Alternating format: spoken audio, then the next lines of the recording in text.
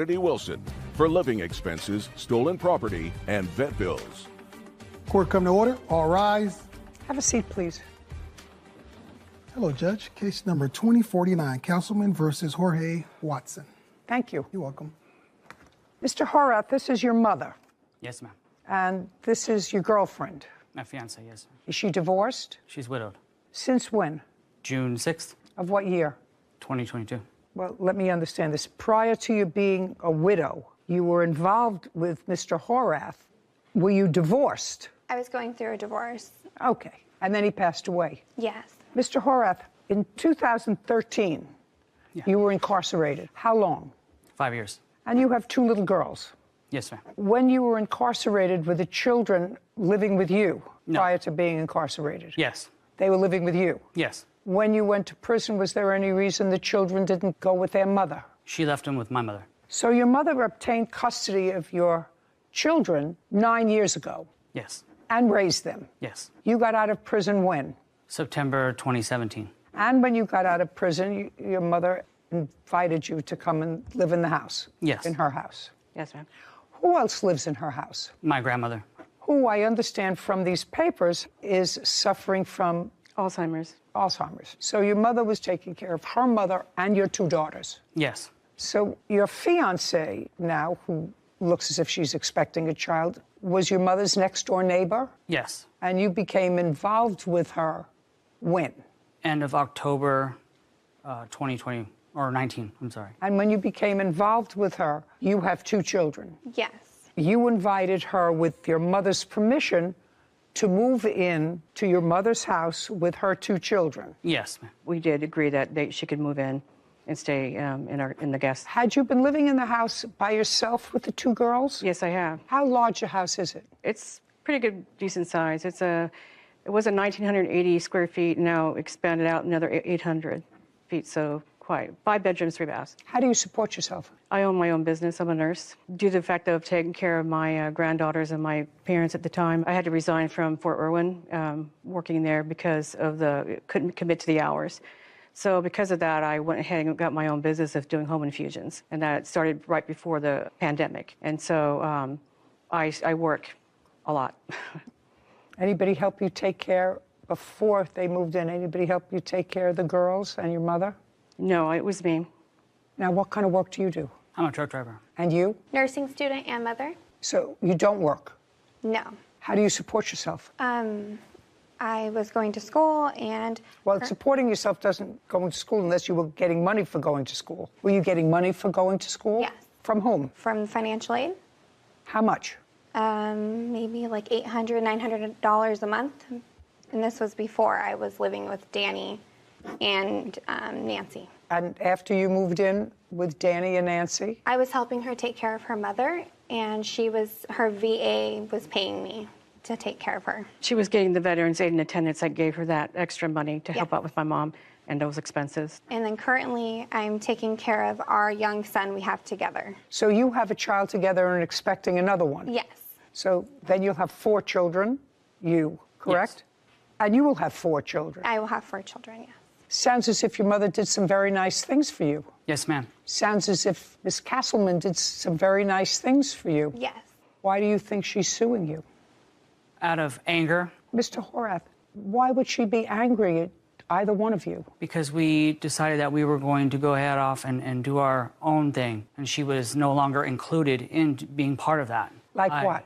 Well, being part of a family or a unit. Once my grandmother's health declined and she went to a facility, there was no more communication about anything that was going on around the house anymore. I don't know what you mean by that. Your fiance's arrangement was that she was being paid by the VA to take care of your grandmother. Yes. And then your grandmother, according to you, had to go into a facility.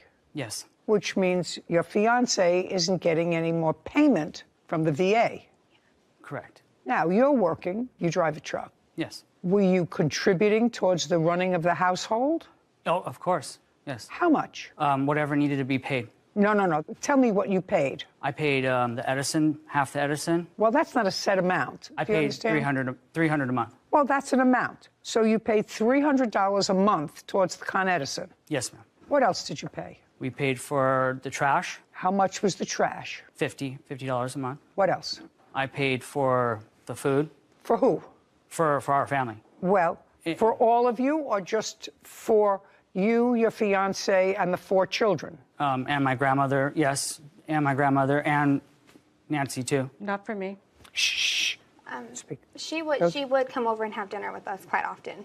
And I would make her meals and send them to her. What you're saying is, because I read when you said she would come over for dinner, there came a time when there were an awful lot of people living in the house, and your mother, because it was so crowded, moved into a trailer on the premises, and you moved into the master suite. Yes. Is that correct? Yes, it is. Say thank you, Mom. Thank you. Thank you. Thank you, Nancy. Now, did you pay for anything else that you're not telling me? Yes, we paid for the internet. Their internet. Yes. Shh. For your own internet? Yes. I'm talking about expenses for the house. I assume the mortgage was paid off. Is that what Yes. you wrote Yes. here? Danny did pay for the property taxes.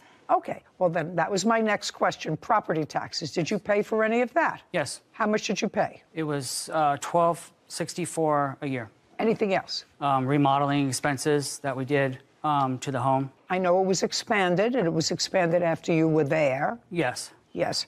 And do you know how much the remodeling expenses were? The additions were done before I came home, but everything else was added to when we were living there. Like what? The pellet stove had went out, so we bought a new one. Oh, that's I'm not interested. Okay. I'm not interested in that. I'm talking about regular. So let me get to my trusty computer. We have $300 a month for Con Ed. So I don't even have to do that. I could do 1, 2, 6, 4. Everybody knows me now. I'm a little challenged with regard to these things. Divided by 12 equals $105 a month. And $300 a month for Con Ed and $50 for trash is 5. So you paid in total the expenses that you told me, $455 a month for living in a 5-bedroom house. I'm just setting the stage for this. You paid $455 a month for living in a 5-bedroom house, and your mother moved out to live in a trailer so that you could be in the master suite with your fiance, a new baby, and one on the way. Those are the objective facts that I have. Okay. Now, so I asked you, because your mother is suing for a lot of stuff, and I don't understand why somebody would take this approach when she was nothing but good to both of you. You screwed up your life. She got stuck raising your 2 children, working full-time, and taking care of a sick mother. You know what, you go to school, and you're a full-time mother, but that's very nice, but she's not your mother, she's not your grandmother, she's nobody to you. Mm-hmm. And she took you in and your 2 children. What do you think you did to make her so angry that she would sue you? I'm curious. I honestly don't know. Well, you started to tell me that you moved on because she ultimately gave you notice to leave. We actually gave her notice we were leaving, and that's when all that started. Okay. Did you also tell your mother that you wanted to buy the house? Yes, I did. From her? Yes, I did. Okay. Well, that started the trouble. And your mother's response was? Of course. She said, okay. And what happened? I went and applied for a loan. They told me that I did not meet the criteria for the loan. I said, okay, that's fine. What about a rent-to-own option to buy? And she said, okay. We tried to get a real estate agent to go ahead and write out the contract. At that point in time, she wanted to move one of her nurses onto the property, into the trailer that she was living in. I did not feel comfortable with a stranger living on our property. I don't know them. I don't want them around my children. I don't know who they are. And if I'm going to be buying a home, I wouldn't want to. You're not buying anything. You were renting. With the option to buy. I want to buy the home, and then when I go back to apply for the loan in a year, I was going to buy the home. Maybe not. Mr. Horath, so far, you see, you have somebody who has done all things to make your life, which you screwed up a little bit, more comfortable. Takes you in, takes your girls in, takes your girlfriend in, takes your girlfriend's kids in, allows you to have more latitude and more freedom by moving herself out of her own home, which is totally paid off, into a trailer so that you could be more comfortable. And she said, you want to buy the house? Fine. You couldn't get a loan. Well, could I rent to buy? She says, okay. But she's still a working person, as opposed to your fiance. You ratified the gift by buying her something that could only be utilized with that machine. So I'm not interested in the machine. Could we move forward, please? I have 7 years of postgraduate education. I'm getting very tired of this case.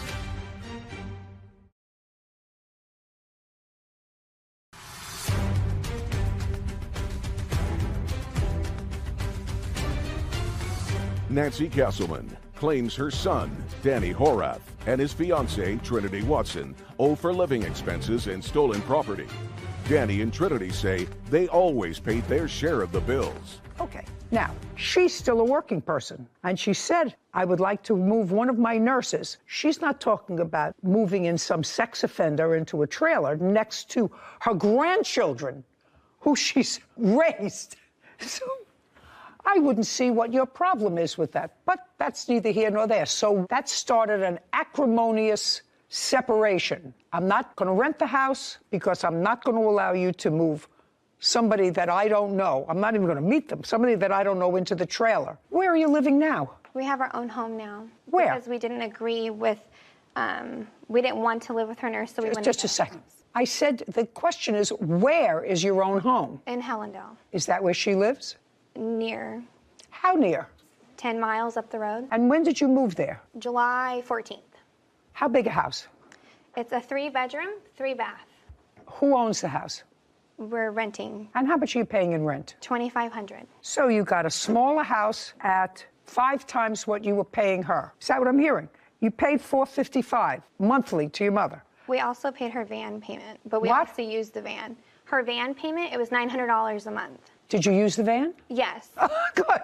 Then you, Well, good. we used it to also take her mother to, Did you use the van yes, for you and your children and his children? yes. Yes. Okay, good. So I want to know if she's right down the road and she was good to you for a decade, why is she not included with your family anymore? She chose not to be. Really? Yeah, she wants to work all the time. When we invite her to do things or family functions or church functions, she would never come. Well, you say never. You just moved out a month ago. This is prior to us moving out. We haven't talked to her since we moved. You mean prior to you moving out, you would invite her? And what you said was, could you read that back? She's working all the time? Is that, I just want to know if that's what he said. He said, yeah, she wants to work all the time. When we invite her to do things or church functions, she would never come. Okay. Unpaid living expenses, electric bill. All right, let's get to the electric bill. He said he paid $300 a month. What does he owe for the electric bill and for what months? I was on a level pay plan for every month, and it went up higher. The rates have increased for in the past year.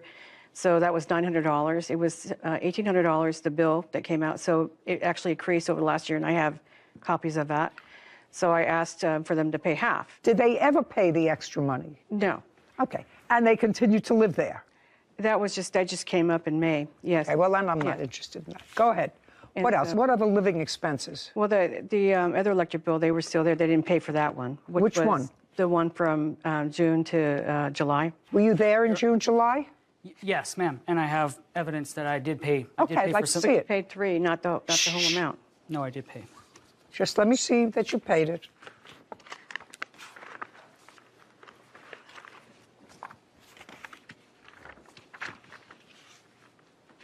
June 19th, $600. That was not for this electric bill. It was for the, No, that was for Edison. It says Con Edison. Yes. There was another bill that still needed. It was like $723. I don't care. That he owed me I for don't it. care. He paid $600 in June of 2022. You have vet bills here and personal items taken without permission. And the personal items taken without permission, you took some of her things. What did you take that didn't belong to you? Nothing. Well, you acknowledged that you did. You acknowledged that either you or your fiance took things that didn't belong to you. You said you returned them, but you took them. They were packed by other family members that were helping us pack. And so they were taken without her permission. Yes. By your agents, by people who were helping you. So they were your agents. What was taken? I guess there was a gun that Not guess. I don't want to hear guess. There was a gun that was packed. Okay. Did you get the gun back? I got the gun back next day. It was returned, yes. What else? That's as far as I know. What else was missing? The ammo. The ammunition for the gun. I don't have any ammunition. I wouldn't have a gun without ammo. Well, go and look for it. What else? KitchenAid machine. What is A that? KitchenAid for mixing and making. I bought that for my mom. They took that. That was given to us by my grandmother because she can no longer bake, or actually given to her because she bakes. And she even, for Mother's Day, Nancy brought, her and Granny, her mother, Nancy brought me the attachment. It makes pasta for the KitchenAid for Mother's Day. So she was aware that her mother gave me, when she moved to the facility, that she gave me the Oh, she moved to a facility, she can't make a gift. If she's moving to a facility because she has Alzheimer's, she can't make a gift. I have power of attorney over her. Now, if what you're telling me is that you did take it and that the plaintiff sort of ratified that by buying you an attachment for it for Mother's Day, that I'll ask her about. Okay. Now, Ms. Castleman, listen to me very carefully. Did you buy Miss Watson around Mother's Day a pasta attachment for the KitchenAid? Yes, ma'am, I did. For my mom. With my mom. I don't... Because they were supposed to be cooking together. No. No. You bought an attachment for it, and if you buy an attachment, that was a gift, correct? Yes, ma'am. And you made the gift, you handed the gift to whom? To Trinity. Right.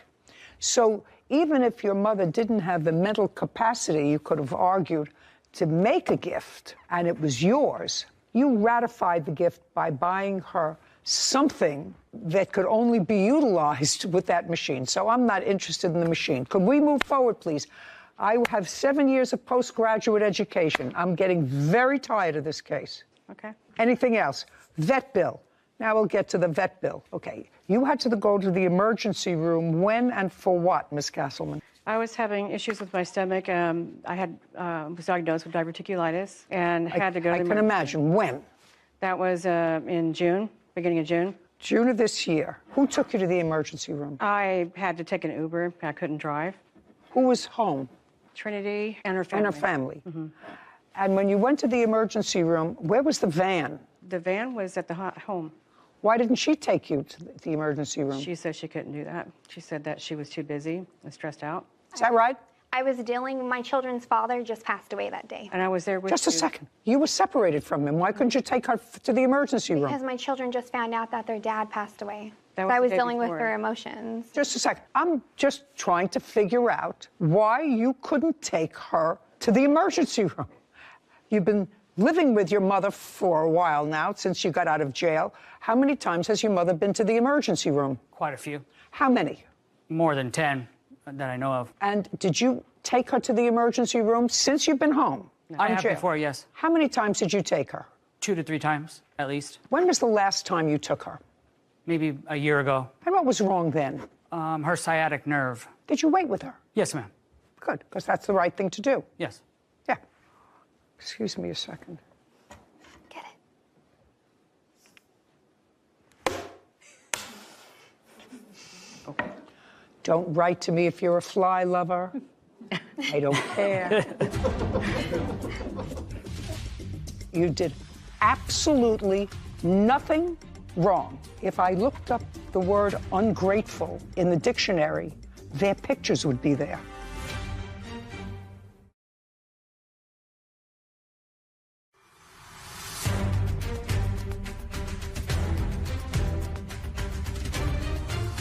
Nancy Castleman has accused her son, Danny Horath, and his fiancée, Trinity Watson, of taking advantage of her kindness. Danny and Trinity claim Nancy became upset when they stopped doing her favors. Well, Miss Watson, I know that you have an excuse. If it were me and I had been living off somebody else for years, I would have put my kids in the van and say, we have to take Grandma to the emergency room. That would just be me. And deal with my children in the van 5 minutes later. And I would have if I wasn't dealing with my children at the time, and she was aware of that. I think she even took a Lyft or an Uber.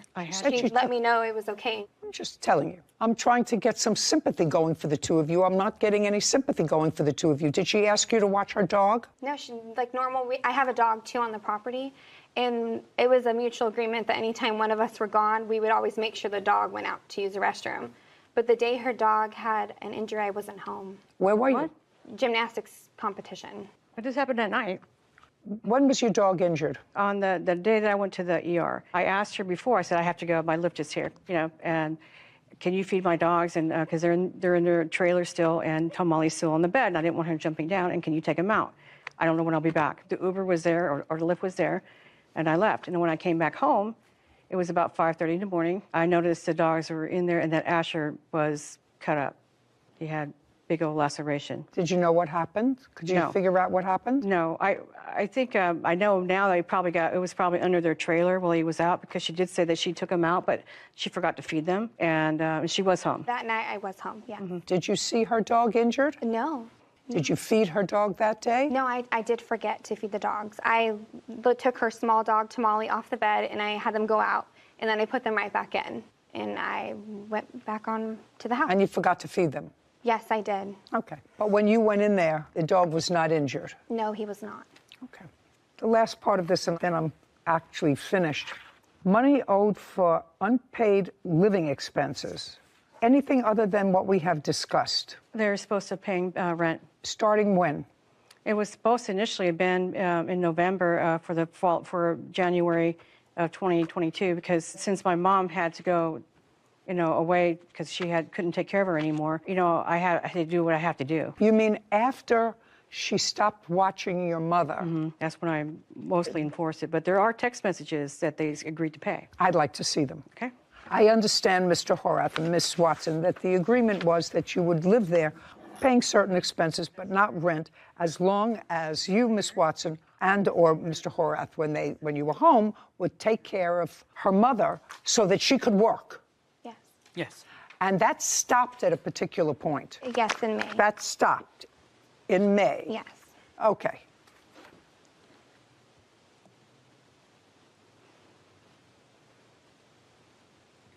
Well, it does seem that there were arguments back and forth about these expenses, but never wholly an understanding that that was going to happen. Your Honor, I had several conversations with my son while he's truck driving. He didn't really talk to her particularly because I think she had a lot of influence on that. He would have done the Whether right he did or whether he did, this comes from Danny himself. He says, okay, check this out. I'll call the state inspectors for the septic room additions in the bathroom that needs permits first. She did. Just a second. What kind of thing is that? How many times have you been married? 2. And how old are you? 37. How many times have you been married? 2. And how old are you? 28. And that's 2 in addition to this current engagement. No, then it would just be 1. And you? Just 1. Well, then you're not married, so you've each been married once before. Yes, ma'am. I just want you to look at your mother. Maybe in the next couple of years, maybe, she will be here, and maybe she won't. I'm sure when you married the first time, you expected that to be forever because you made a couple of children, right? Yes. I hope you'll be able to see that face for a very long time, but she had another husband before you. You're only going to have one mother. And your mother was really good to you and really good to a stranger and her children. And she didn't invite them in and say, well, I'm going to apply for some assistance because now, no. She worked all the time. According to you, she chose to work. She chose to work all the time instead of going to church with you. You have no idea how ridiculous that sounds. You have no idea how ridiculous it sounds to me that Miss Watson says to me, I have children. I can't work. Well, she had 2 children, yours. And she worked and had your 2 children that she had to take care of. And she's much older than Miss Watson. Do you understand? Yes. If you have a work ethic, you have a work ethic. If you don't have a work ethic, you don't have a work ethic. But right now, she took care of you since you got out of jail. That's a long time. And for you to cut her off from yourself and her grandchildren is pretty outrageous to me. But you're 37 years old, and you have 4 children. Now 6, because they don't have a father anymore, right? Yes, ma'am. Yeah.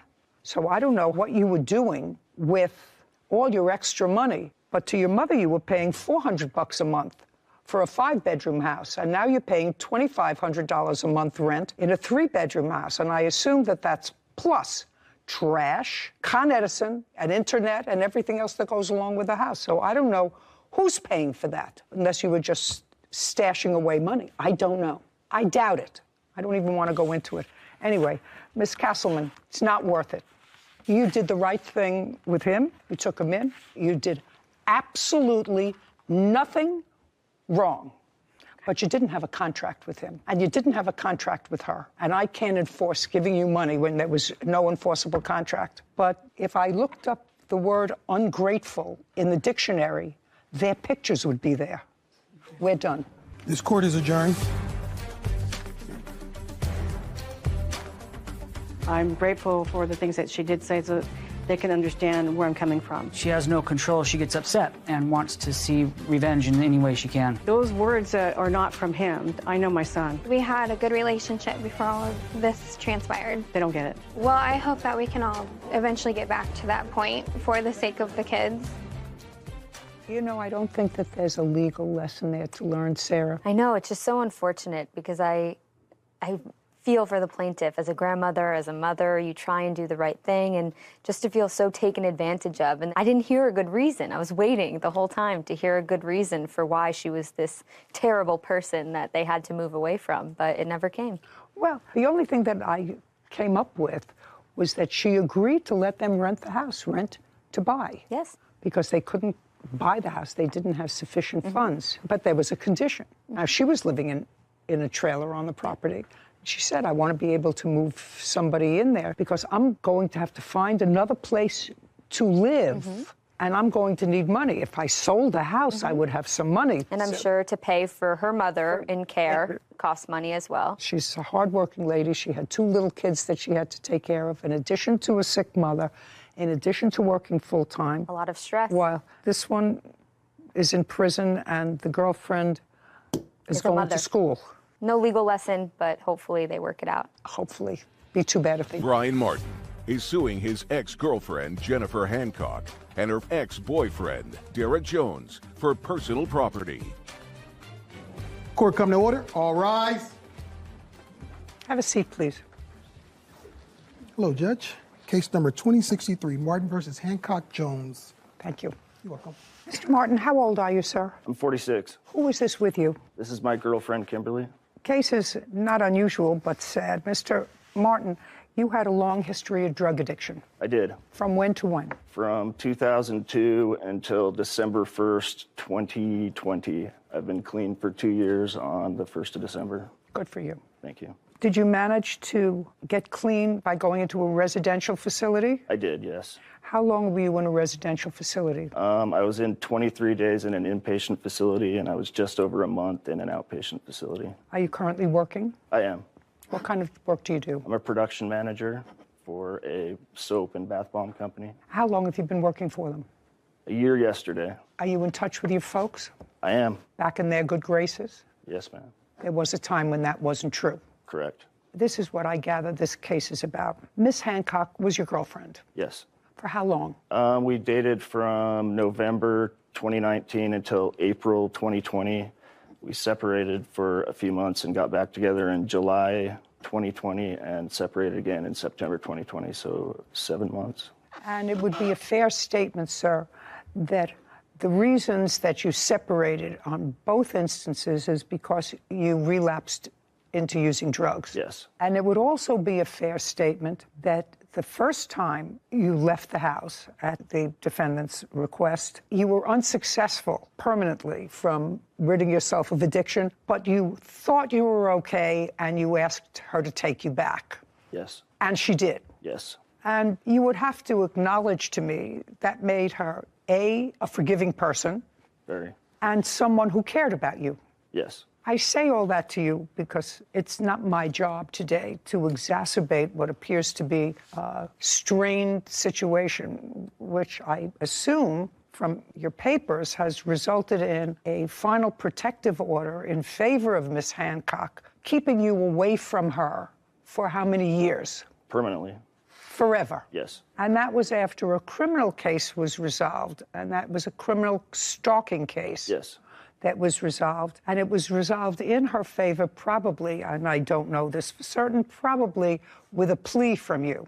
Yes. And when you enter a plea, the judge always asks you, you understand your right to have a trial, you have a right to examine witnesses, you have a right to call witnesses, and by making this admission, it is the same thing as a guilty verdict. Correct. Judge did tell you that. Yes. I assume. I mean, I remember making those statements many, many times a long, long time ago. I'm surprised I still remember any of it. And you're supposed to remain away from her. Yes. So the first question I have, well, I know why you're here. You're here because you say the last time she threw you out, and she threw you out not only because she found drugs that you were using again, but she had a fear that you were selling drugs out of the house, and she couldn't be involved with that, which is perfectly legitimate. You would have to acknowledge that. Absolutely. You'd also acknowledge, and I'm reading these papers sort of between the lines, your complaint, her answer, and the countersuit, that Miss Hancock had a child. Yes. A son. Yes. How old? When you were 15 at the time. And uber impressionable age, and the fact that you were using drugs in the house, it really exposed him to something that a teenager shouldn't be exposed to, because his mother has feelings for that person who's drug addicted. Yes. And I assume you had warm feelings at some point for this 15-year-old. Absolutely. At the time, your parents had asked you to leave the house. I was living with my parents at the time. Jennifer asked me to move into the house because Mr. Jones had placed a GPS tracker on her car, and she was concerned about her safety with him. So you were dating at the time? Yes, I was living with my parents before I moved in, yes. Okay. Was that a happy situation? At the time it was, yes. It didn't get difficult to last. Moved away from that. And when you moved in with Miss Hancock, according to you, you were not paying rent. Correct. You were, in fact, working. I was. And according to you, you were working, not paying rent, and buying certain things for the house in lieu of rent. That's what you say in your papers. Yes, I bought things for the house. Yes. Those were exactly the words that you swore to. You said, I also spent over $10,000 on things for her place. Correct. In lieu of paying to live there. Correct. What things did you buy? I bought a dryer. Dryer? I put $1,200 into her son's Ford, fixing it. I bought... Okay, so you paid for some things for her son. What else did you buy for the house? We went to Costco several times and spent $1,000. Okay, so you towels. went, just a second. Yeah. I'm not interested in Costco several times. Yeah. You know, you do use toilet paper, don't you? Absolutely. What else did you buy for the household? I bought a battery for a Ford car. I bought a Keurig. I bought a rug, towels. I paid for the vacations while we were together. I bought some home lights for the outside. Come on, keep going. What else did you buy? And what else did you buy for the house? So far, we're not close to $10,000. That's all. Well, you swore to the fact that you spent $10,000, that you bought things for the house in lieu of rent. So far, you've given me maybe $2,500. Okay. And that includes a couple of trips to Costco. So I want to know, what else did you buy for the house? Did you buy televisions for the house? I bought televisions. Just a second. How many televisions did you buy? I bought two. And how much were they?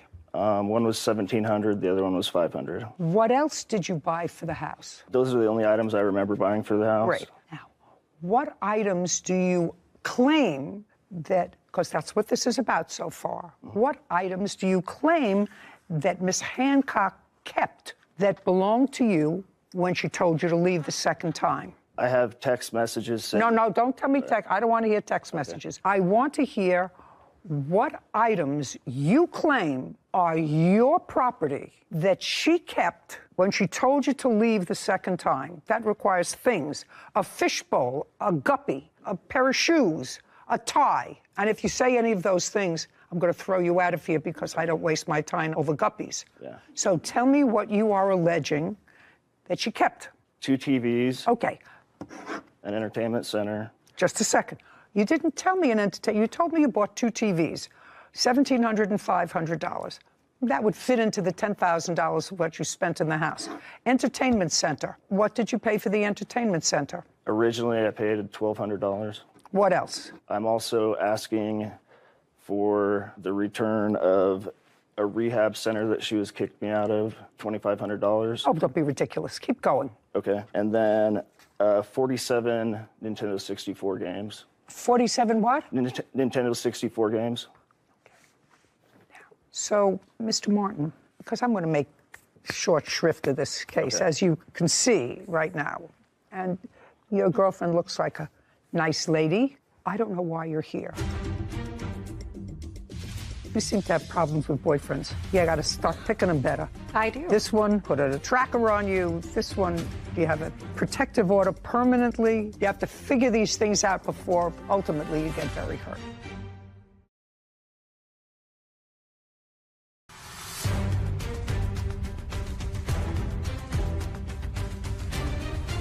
Brian Martin claims his ex-girlfriend, Jennifer Hancock, and her ex-boyfriend, Derek Jones, owe for personal property. Jennifer and Derek are countersuing for harassment. Okay, so far, all the things that you told me that you bought for the house barely add up to the $10,000 that you swore that you purchased for things for the house in lieu of paying rent. Do you understand? I do. If I may also add, when we were separated the first time, I sold my marital home for $47,000. I cashed it at my bank and I put it into an account with her that I was an authorized user on. I did not get that money back because she removed my name from the account. So that money also went to purchase things while we were together that were for the house. I don't remember specifically what we bought. It was close to $20,000 that wasn't returned. But Mr. Martin, I can understand that. But, you know, this is a court. Okay. This is not a guessing game. This is not a game show. If you're saying that because of whatever reason you put your money into an account that she had access to and you spent money together on the house from that account, I can't help you with that. Okay. Do you understand? I do. I mean, it was a time that was a fog. Did Miss Hancock and or Mr. Jones ever return any property to you or to your parents' house? They did on November 20th. That was in 2021? Yes. What month in 2021 did they return things to your parents' house? It was November 20th to the 21st during the night. Were you present? I was not. I did not live there. So I would assume that you found out that that property was delivered to your parents' house from either Miss Hancock or your parents. My parents. And your parents aren't here today. They are not. Your girlfriend was not there when they were delivered. I have signed affidavits from them. From whom? From my parents about the property. Are your parents in any way disabled, or are either one of them in the military? No, my father was in the military, no longer. Well, that's the only reason you don't come in person to court if you're disabled, and I might accept an affidavit, or if you're unable to come to court by virtue of the fact that you're in the military. None of those things apply here, so I'm not taking any information that you have in an affidavit. Suffice it to say that they did, over a 2-day period, return a lot of property to your parents' house. Yes. And that, based upon my rough guesstimates, because you can't help me out anymore with that you swore in your complaint, Mr. Martin, that you spent in lieu of rent $10,000 Yes. in the home. Yes. And that was specifically because you weren't paying any of the household expenses. Yes. And all of the things that you added up to me, I don't know what 47 video games are, but I assumed that the 15-year-old played them more than you did. She says they were gifted to him. I don't know whether they were or they weren't. Certainly, if you want them back. Do you still have any of the video games? Yes, ma'am. Okay.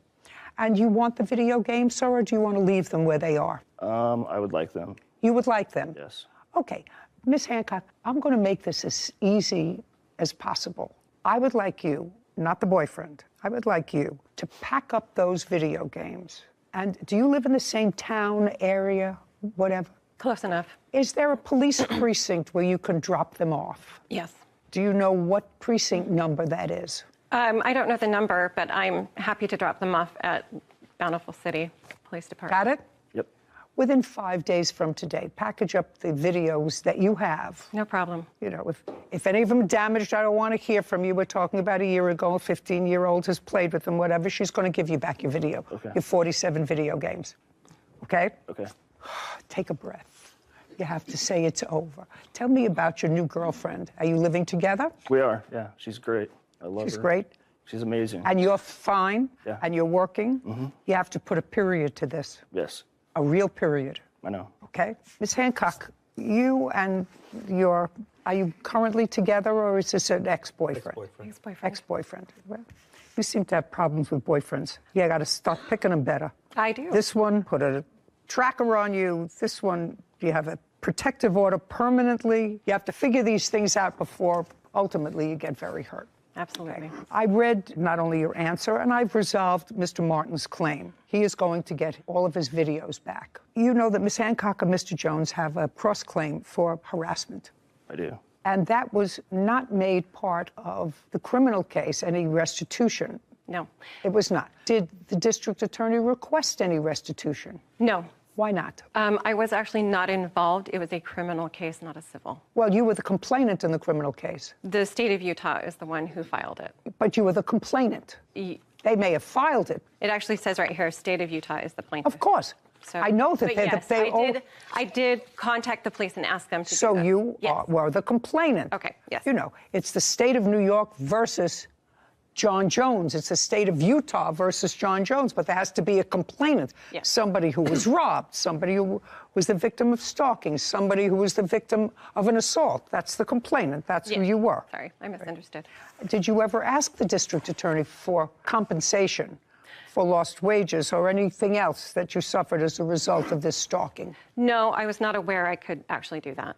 Okay, well, that's not something that I consider, but there is part of your counterclaim that is particularly troubling to me. And it is your claim on the counterclaim that Mr. Martin, at some point, photoshopped pornographic pictures of you. Yes.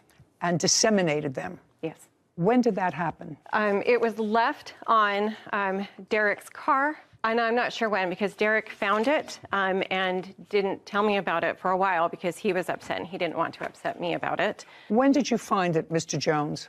That would have been after this first bogus stalking injunction he filed and lost. Bogus? He filed a fraudulent stalking injunction. He filed Stalking? Against me. So it was after that? Mm-hmm. And that was May of 2021? One. I'm trying to tell Mr. Martin, and I don't know how to make it any more clear to him, that his path going forward has to be putting a period, that in this whole scenario, you were the culprit. I did not do what they're claiming right there. Absolutely, 100%. I did not. You did not? Absolutely not. Okay. Let us assume, Mr. Jones, that you found on your car a pornographic picture that had been photoshopped with Miss Hancock's face and someone else's body. I'm assuming for a moment that that's true. Not that I have to look at it. I assume for the moment that's true. What proof do you have that Mr. Martin put that on your car? Well, the problem is I don't have any proof of that, but he had put other signs up. I have a police report. He was hanging signs on my property. He got arrested for doing that and tased. Okay. I mean... What I'm asking you specifically, that's what I'm particularly concerned about. We couldn't prove it was him. Hmm? We couldn't prove it was him. Okay, fine. Do you have a new boyfriend? No, I do not. In what month was the protective order made final? May of 2022. Other than this experience, what happened? Oh, there's a fly. There's a fly. Oh, Mr. Jones, I'm expert at flies. That's not coming. You have an attitude, and you're not a baby. I mean, it's not as if you're 21 years old anymore. And if you have that within you, to have bad behavior against another person, that's there. Either you have it or you don't.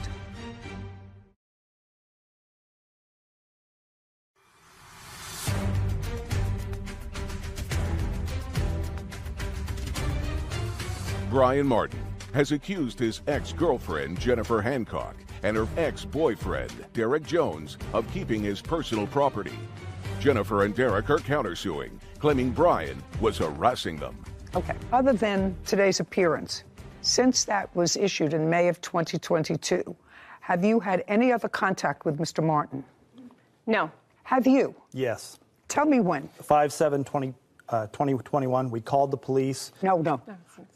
Pay careful attention to my question, Mr. Jones. Between May of 2022 and today, have you had any contact with Mr. Martin? Just his files, his claims. He keeps filing protective orders against me. When was the last time he filed a protective order against you? Well, he tried filing one a week before this, and I have that A week as well. before what? Before this case. Okay. And I have that date? police report. They told him no. Okay. So they didn't allow him to file it? That one. But he's filed several others. I'm talking about between May... Nope, that's the last one. That was the last one. I'd like to see it, please, Kevin.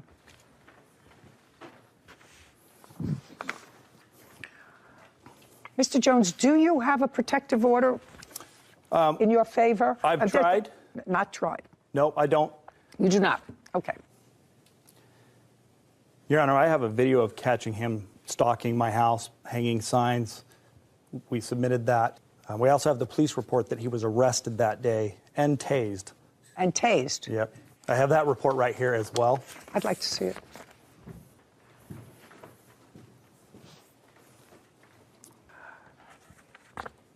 Mr. Jones, I'm going to go back to just May of 2020. Since May of 2020, have you had any contact with him? The answer is either yes or no. Yes. When? He's submitted letters to my family. He has emailed me. I'd like to see the letters he submitted to your family. These are some. He said, oh, there's more. These were cease and desist Just letters. 1 second. Just 1 second.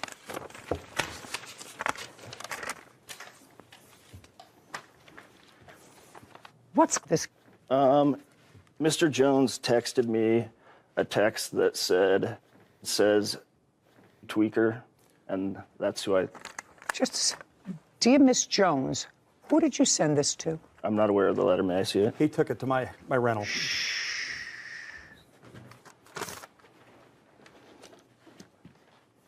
What are you giving me? These are letters he submitted to my houses or my rentals when he was trying to find me. Just a second. This was in relation. Mr. Jones had a temporary stalking injunction in place against him on February 7th, 2021. On May 5th, 2021, he was served that stalking injunction, and that is when the incident with the Bountiful Police took place that you're reading right now. Mm-hmm. He showed up to where I was getting my oil change. In addition to that, he has sent Facebook messages to my girlfriend that she's here to testify on. I'm going to tell you that you see how calm you are? Not him. You understand that? Not him. Probably not him, but definitely not him. And I'm going to just suggest to both of you that neither one of you want any other legal action. You already have a lifetime protective order issued against you in favor of Miss Hancock. Yes. So I'm just telling you, I'd stay as far away from him, Mr. Martin, as I possibly could. Go a mile out of your way rather than go anywhere near where he is. That's fine. That's what I'm doing now. Ma'am. Mr. Jones, you have, and I've been around here for a long time, these kinds of buildings for a long time, you have an attitude. I can tell you have an attitude. And things may have been bad historically, but you know your behavior wasn't perfect historically. You would agree with that with Miss Hancock, correct? Oh, absolutely. You would agree with that. Okay. And you're not a baby. I mean, it's not as if you're 21 years old anymore. And if you have that within you to have bad behavior against another person, that's there. Either you have it or you don't. And what I'm suggesting to you is that this is not going to be a good outcome if this animus continues. She's not your girlfriend anymore. He's got a new girlfriend. You don't have anything to do with him anymore. Nothing. If you have to travel a mile out of your way to avoid going anywhere where he gets lunch, coffee, a Jiffy Lube, or anything else, I would suggest that you do it. I've done that. He keeps filing protective orders. Good. Well, he can do that. So can you. And what I'm suggesting is that it's not... Don't add fuel to this fire, madam. It's my job to try to temper it. If what you're going to do is to add fuel to this fire... I won't. Then I think that it's really not a smart idea. Yeah. The plaintiff will get his 47 videos back within 5 days. They will be dropped off at the local police precinct. What? May I actually say there's only 21 that was ever given, so there's not 47. How many do you have? We have 19 of those games. Okay, 19. Yes. You have any other property that belongs to him? No. No. Okay, we're done here. 19. 5 days. Police precinct. This court is adjourned. I'm disappointed because I've dealt with this man for over 2 years. He's just jealous of my awesomeness. I've moved on with my life. I have a new girlfriend, and I just want my things back. Whatever. I just want him out of my life. It's time to close the chapter. It's time to move on. I never want to see him again. I never want to hear from him again. People spend so much time with negative energy. Oh, yes. Sarah, if the one thing that you and all other single people out there can take away from this case, is that women are supposed to be smart. And clearly, she had a nose for bad boys. Yeah. Because according to what we heard, the reason she invited him to come and live with her is because the different problem with a different co-defendant, co-defendant, Mr. Jones, was really stalking her. And the same problem she had with the plaintiff. But stalking is an odd one. You have to be a little bit off to engage in stalking, to really terrorize somebody. Especially to the level of legal action for stalking. Yeah. Because I know the standard for getting a restraining order, even a temporary one, is very high, the standard. There has to be some pretty serious stuff that the judge reads. And he pled guilty. But Mr. Jones also acknowledged that he had not treated her well. So it's always sad to me when perfectly reasonable women, sometimes because of their need to nest, will choose subpar mates. I think it's more important to hold on to your own energy than to allow it to seep into these negative wells that will just run you dry. You're absolutely right. Just remember it. His brother, Randall Rubin, for unpaid expenses from their mother's funeral. Court come to order. All rise. Have a seat, everyone.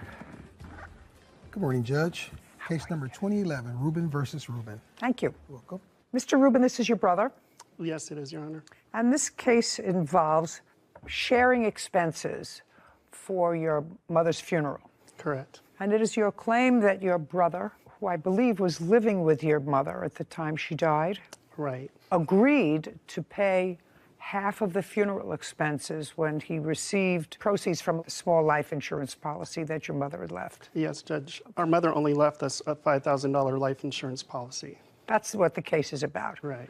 Your brother's position is it's not his responsibility. He made no such promise. Of course, you do understand that without that promise to pay for your mother's funeral expenses, children aren't normally responsible for the expenses of their parent. You understand that? Yes, Judge. Mr. Rubin, when did your mother pass away? She passed away August 20th of 2021. How old was she? She was 86.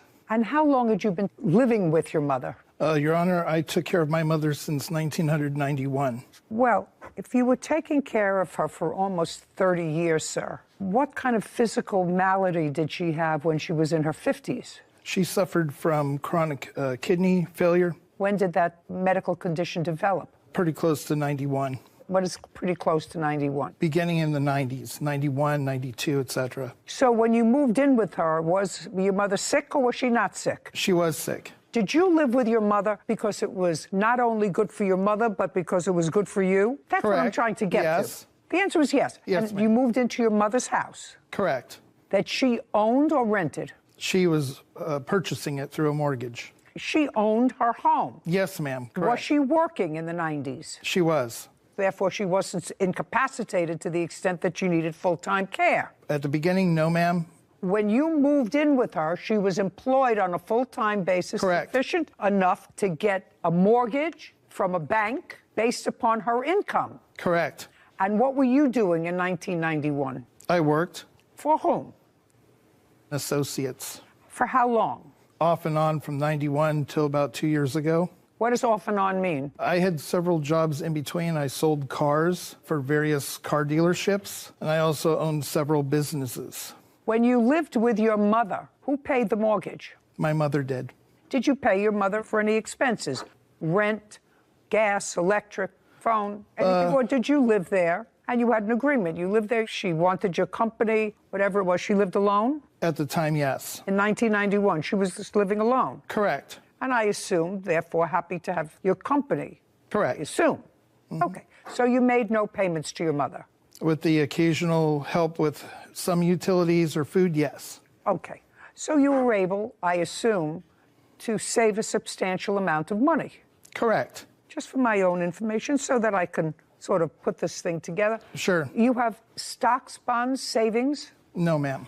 What do you have? You were able to save a lot of money. How did you invest it? I invested in several businesses, which one is my liquidation company. What happened with your mother's house? When she passed, I was still residing at the house. I paid the mortgage by myself for the months of September 2021 as well as October 2021. and I remained there until, I want to say, February 2022. My sister is the executor of the estate, and she sold it just recently for $465,000. Okay, so what I'm gathering from you, you paid the mortgage, you say in September and October, then you stopped paying the mortgage November, December, January, and February. That is correct, ma'am. But you lived in the house? I did. Rent-free, because you paid nothing? Correct. Where are you living now? I live in Nogales, Mexico. And you live in a house, you live in In an apartment, ma'am. You pay rent? I do. Anybody live with you? No, ma'am. What's your rent? $250. Okay. And what was the mortgage payment in your mother's house? I paid $1,750 even. Are you the sister? Yes, Your Honor. Could you stand up for a second? I'm just getting some information. Tell me your name. Shannon Hayes. Miss Hayes, house was sold recently for $465,000. And what was left on the mortgage? $258,000 plus a $35,000 third mortgage. Your Honor, since her brother was not paying, since he wasn't paying, the house actually went into foreclosure, and so we had to get... I didn't ask you anything. Okay, I'm just... Sarah Rose, $465,000 less $258,000. $207,000, Your Honor. Less $35,000. $172,000. Okay, and there are 3 siblings? And also, Your Honor, there was a $10,000 lien on the property that had to be paid. So we're down to $162,000. Correct. So it's $162,000 clear, so a little over $50,000 a person. She owed the IRS, Your Honor, for back payments in excess of $54,000. She hadn't paid taxes in years. Did you pay the IRS? I just did. And how much did you pay the IRS? $54,188. Sarah, from $162,000, take out $54,000. $108,000. Anything else? Yes, Your Honor. She had Arizona state taxes, $3,000 I paid as well. 105. Is that 105 net? So we also have the medical bills that I had to take care of. She had no insurance, and she had to have Medicare. She did, Your Honor. That's her copayment. Okay, and what was her copayment? $3,000 in medical. Let's do a simple $100,000. How much were the funeral expenses? $2,434.73. Was the total funeral expense? Yes. Well, that's what you're claiming he owes you. That's his share of the... I want to know what the entire funeral costs, sir. You'll show me the invoice. Sure. I do have all the invoices for you.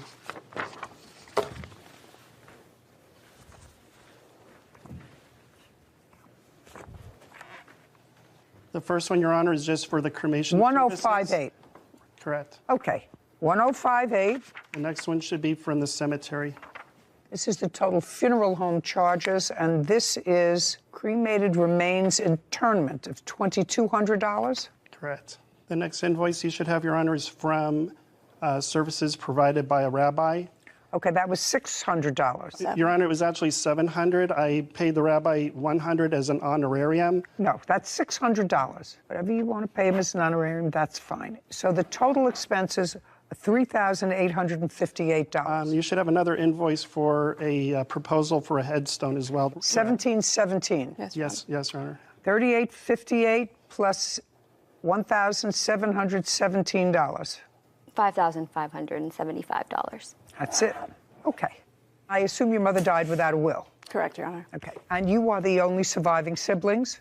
Yes, Your Honor. The estate will be divided into 3 parts. Correct. So each one of you will get about $33,000 from the estate after all of the expenses have been paid. There's also the real estate commission fees that we didn't mention to subtract from the net income. And what were the real estate commission fees? $30,000. Oh, yeah, that's a substantial amount. Yes, Your Honor. So 108 less 30, $78,000. So now you're down to $25,000 each. That's correct, Your Honor. What I'm trying to figure out is, even giving you all those expenses that you paid, your mother's estate, absent this $5,000 life insurance policy that there was, correct? And you got a share of that life insurance policy. How much? Yes, the answer is yes. How much did you receive? $2,500 even. Okay, $2,500.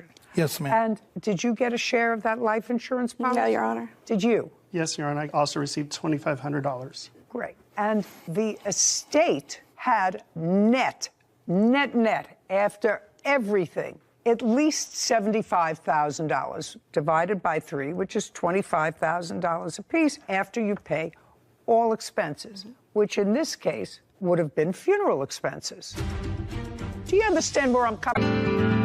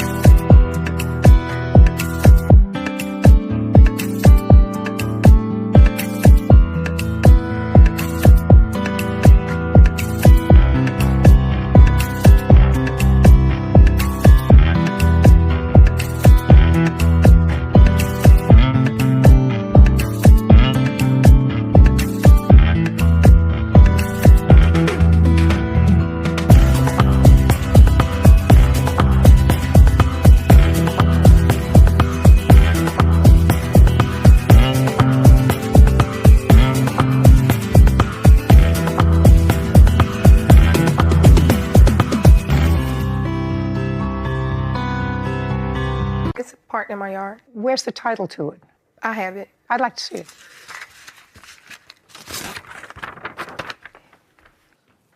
And you repossessed the car just a few months ago, is that right? No, ma'am. June 4th. Yes, ma'am.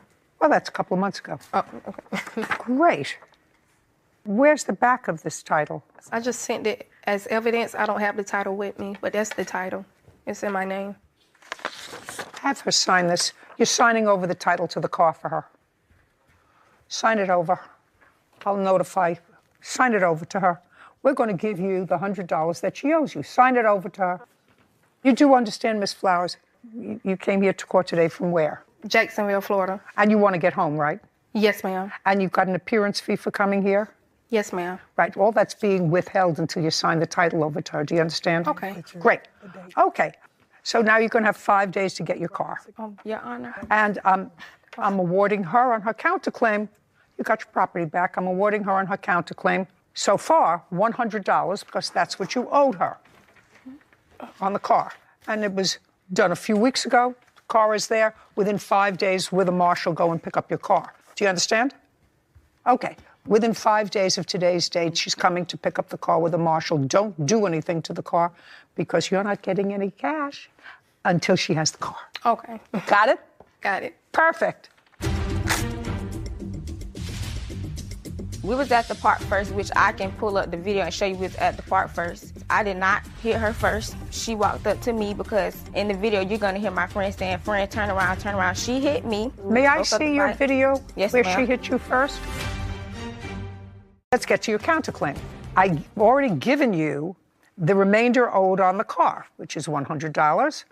But now your counterclaim is about an assault. Tell me when this assault took place. It took place on June 3rd. And what date did you retrieve the car, just from my memory? It was June 4th. Well, it was like 3 o'clock in the morning. Okay, so it was right after this fight? Yes, ma'am. Okay. So why don't you tell me what happened? Me and her, after, we got into the little argument about the car, I blocked her on everything, and I just told her what she owed me. So she proceeds to threaten me, saying she would be at my house in my car, her and her cousin. So me and my Can I see what you're talking about? Yes, ma'am. Did she tell this to you on the phone or in texts? In text, miss. I'd like to see the text. I have a voice recording of her saying it. Oh, yeah, I'd like to see that. It's even better. Though I'm deaf, it's even better. Now, is this argument, by the way, while you're looking for it, this argument was about the balance due on the car? Yes, ma'am. It was something before that, but then it led to the car. guess it's the service in here. It's having trouble. You don't have service? If you don't have service on the phone so I can hear it, I'll look at the text. Okay. Right here. Okay, yeah, this. Thank you.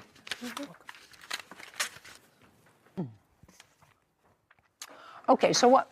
Before I read these, I gather from the plaintiff there was an incident that preceded June the 3rd. Yes, ma'am. Okay. And tell me on what date that incident was. Okay, June 3rd, we got into this. Well, I know what happened on June 3rd, but that was about the car.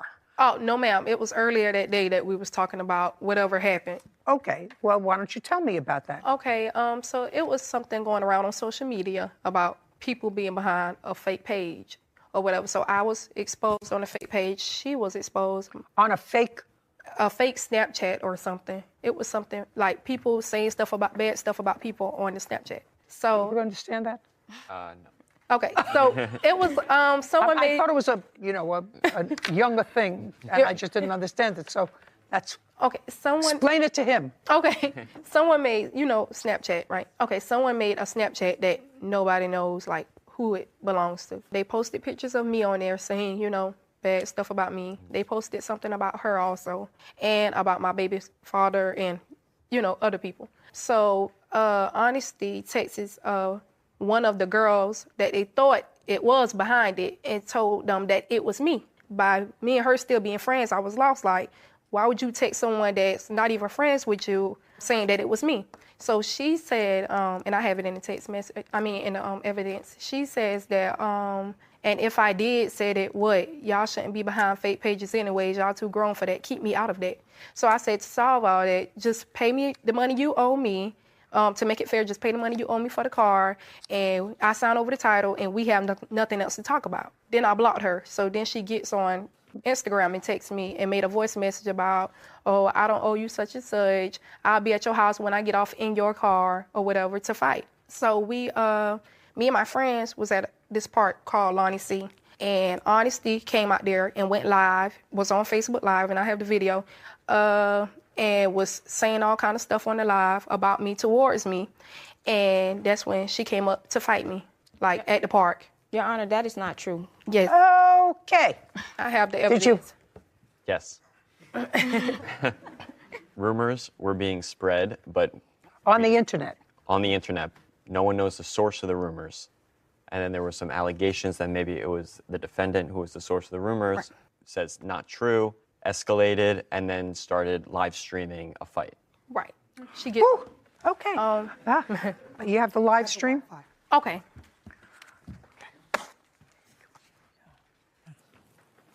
Okay. So we just hit the play. Yeah. Oh my God. You can hit that play button right there. Lie. You a lying. I got all the messages, and don't play with me about no $700, because, bitch, I will be at your house when I get off work. Hold on, play with me. I don't owe you no $700, and you know I don't. You better find somebody to play with, bitch. Works and plays well with others.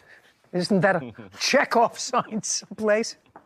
Okay, tell me what happened when you met with each other. I was at the park already, me and my friends, the witness. What were you doing at a park? How old are you? I'm 21. What do you do for a living? I'm in nursing school. How old are your children? 8 months and 2 years old. Who do you live with? It's me and my boyfriend. We got a house. Boyfriend, the father of these two children? Yes, ma'am. And you were at the park with your friend with your children? Oh, no, ma'am. It's just me, my friend, and my other friends. They always have stuff at the park, so. Where were your children? Well, one was in South Carolina, and the other one was with her grandmother. Which one was in South Carolina? My 2-year-old. Who was in South Carolina? I'm from South Carolina, so my family is there. Who was the baby with? Oh, her godmother. Why? Because we just sent her down there occasionally be with her godparents. Okay. So you were at the park. You went to the park. No, ma'am, that is not true. I was with my friends and my cousin, and they had a graduation party. My friends was there. We went there after work. We was at the park first, which I can pull up the video and show you we was at the park first. They came to the park afterwards. I did not hit her first. She walked up to me because in the video, you're going to hear my friend saying, friend, turn around, turn around. She hit me, and I don't understand how it's assault because as they're breaking up the fight, none of the people I was with May I see your video yes, where ma'am. she hit you first? You're taking the car back. She's going to show me a video, Miss Flowers, Yes, ma'am. And her video, according to her, let me just get this straight, is going to show you hitting her first. No, ma'am, it's not. It's not. I'm sorry. It's not going to show her hitting me first, but it's going to show me walking, and my friend is going to be saying, turn around, turn around. When I turned around and basically I dropped my phone, she hit me, and that's when we went to fight. But that's not going to be on the video. You're kind of going to see it a little bit. All right, I'll take a look at it. Okay. A little bit is better than nothing, usually. You have also things that you want me to see on your phone? Yes. Would you get them up, please, so I... Oh, it's up. Oh, yes, yeah. ma'am, I can. Thank you. I have the fight right here. This sound is right there. I already turned it. The only thing you have to play is the play button. Okay, while she's looking for us, I'm going to take a look at this. And here you go. Who's the one on the ground? I'm on the bottom. She's on top of me.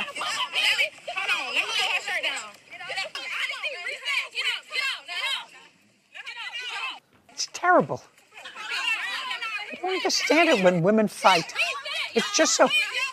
I mean, I can't understand when men fight either, but you sort of expect it of them. But I never understand how women can do physical contact with other women in anger. Can't understand it, not in anger either. All right, let me see what she's got.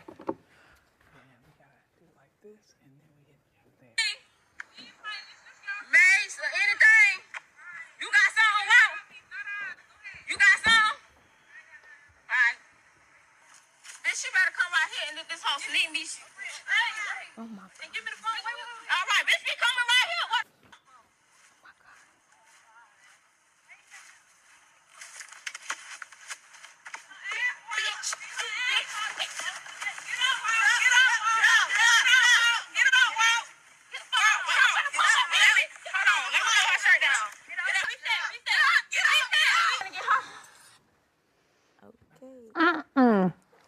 It looked to me like there were times in that video when she was on top and times when you were on top. I never got on top.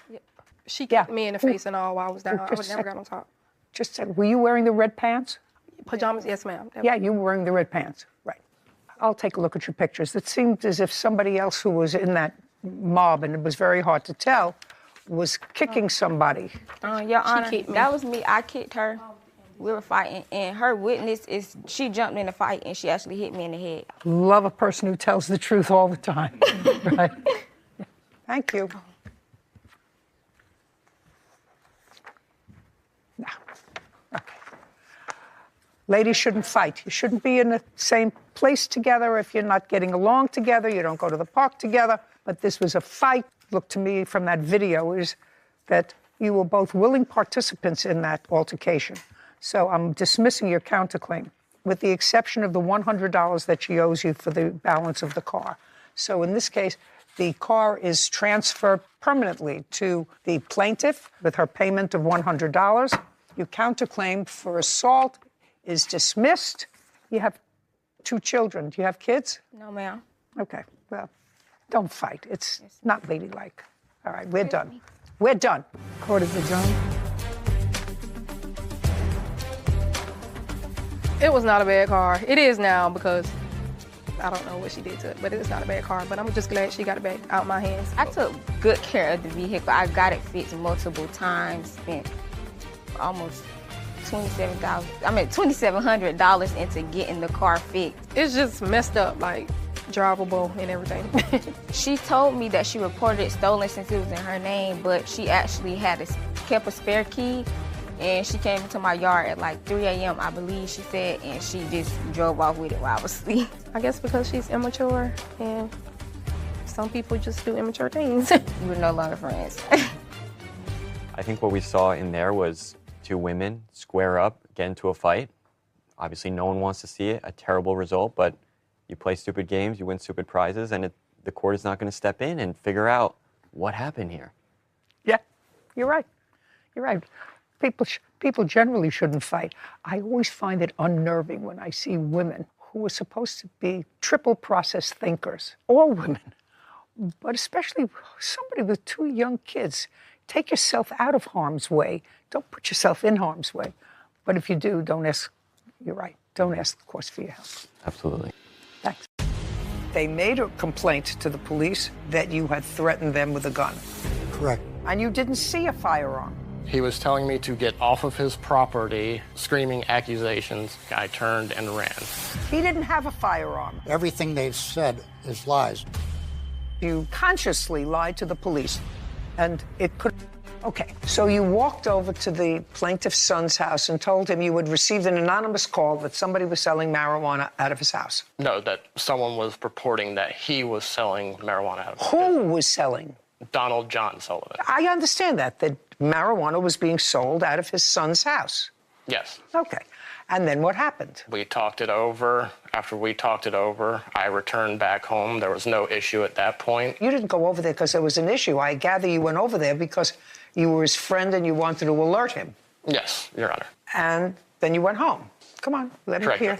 And then from there, I had gone back inside and leashed up my dog and then noticed I was out of cigarettes. So I had called him and was like, hey, do you have any cigarettes? What do you mean you called whom? Donald John Sullivan, the So now you telephoned him? Yes. After having gone over there to have a discussion about the call? Yes. You telephoned him, you said, I'm out of cigarettes. So now this is 12 o'clock. Correct, Your Honor. Go ahead. From there, I went back over to retrieve a cigarette for myself, and this is where the incident occurred. There was Well, tell me what happened. After he had given me a cigarette, I went to return. Mr. Sullivan was at the corner of the house. Show me where. So at the corner of the house here is where Mr. Sullivan was postponed because I feel he knew the position. No, don't tell me what you feel. I don't care what you feel. You were between your house, right at the edge of where the plaintiff's son lives, and your house. So you went there to get a regular cigarette. Yes, Your Honor. Yeah. And is marijuana legal in your state, by the way? No. No. You went there to get a cigarette at midnight, and you claim that the plaintiff came out. Yes, Your Honor. Of his house, and what happened? I think you might have messed up the timeline there. The plaintiff didn't come out of his house. The plaintiff was already over here. When you came to get the cigarette, the plaintiff was there already? Yes. Okay, so you called, and the plaintiff was already there. You said you're coming for a cigarette. Yes, Your Honor. Beginning to think that somebody is peeing on my leg. Go ahead.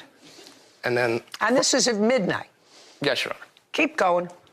Then from there, whenever I saw him, he immediately saw me, started screaming accusations. Just a second. Come and step back here now for a moment. I want you to tell me what Mr. Sullivan said to you. He was telling me to get off of his property and get out of his house. Okay. And what did you say to him? I did not say anything back. I turned and ran.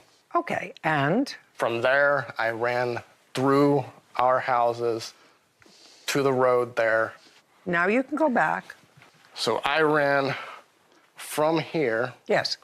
Up through the middle of our house and our garage here, down the neighbor's driveway. Why'd you just go home? I didn't feel like I would be safe at home. Why? I don't own any firearms or anything to protect He didn't have a firearm. I know, that's where the police messed up with Just a second. Police didn't mess up. I want to know, you're running, but you ran past your house because you said you didn't have any firearms in your house. He didn't have a firearm, and you didn't see a firearm. No, Your Honor. So why would you worry about having a firearm in your house? How old are you? 32. How old is he? 74. Yeah. You understand I'm not buying your story. Okay. You do understand that I'm not buying your story. Back. Do you have a copy of the police report? Yes, Police I do. were called. The defendant, Mr. Callahan, acknowledges that he called the police. Mr. Crowcroft, you did not call the police. No, I wasn't awake. You did not call the police. Well, that's what this case is all about. Did you speak to the police? No.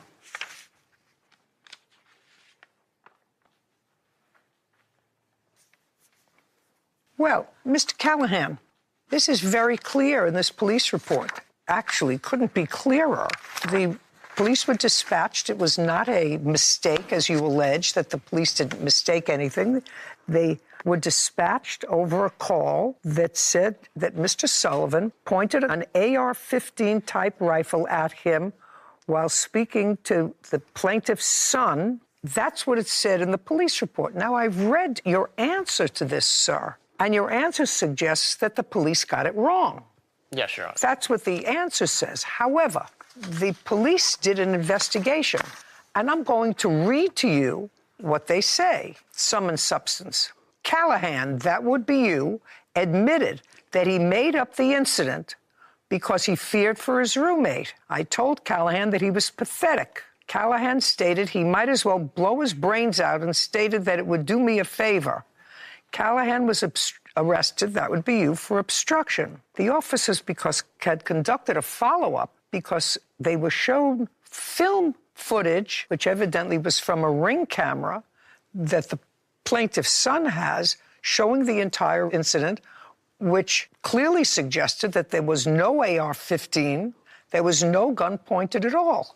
And when you were confronted with that footage, you said, all right, I made up the incident.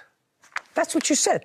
This wasn't a question of the police getting the report wrong. You acknowledge you made up the incident. Okay. Mr. Sullivan, why are you suing Mr. Crowcroft? For several things. For one, he cost me loss of income because I had a young lady that was going to rent my house for $15. Where is she? She couldn't get off work. Not interested in it. I do have a certified statement. I don't read certified statements, sir. Why are you suing him? We have the guy who made the false police report. He acknowledged it to the police that he made a false report. Why Mr. Crowcroft? Well, because he was in on it. I mean, so far, everything they've said is lies. As far as the people that lived there, there's 4 people that were living there. Okay, right now, all I have here is what you allege is a false arrest. False arrest. Your humiliation about that, and you are absolutely right, and you are entitled to be compensated for that. And if you look on that police report, it was 7 days later that I found out. Other than that, I had to live with the fear that I was going to be arrested. I was ordered out of my house. Just a second, I get it all, and I think that that's horrible, and he's going to pay for that. I'm trying to get to Mr. Crowcroft, why he's a defendant. They also filed a false restraining order. Who did? Mr. Crowcroft and William, both. Just a second. Forget about Callahan. He's already guilty.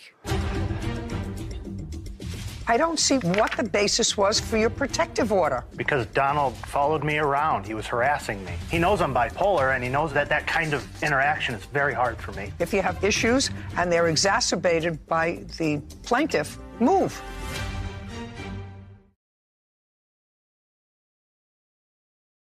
Now, your agreement with her is that she could use the car. Correct. Did you have an accident with the car? Don't look up at the sky. Look right here. Yes. I assume that your girlfriend did not like the... Have a seat, please.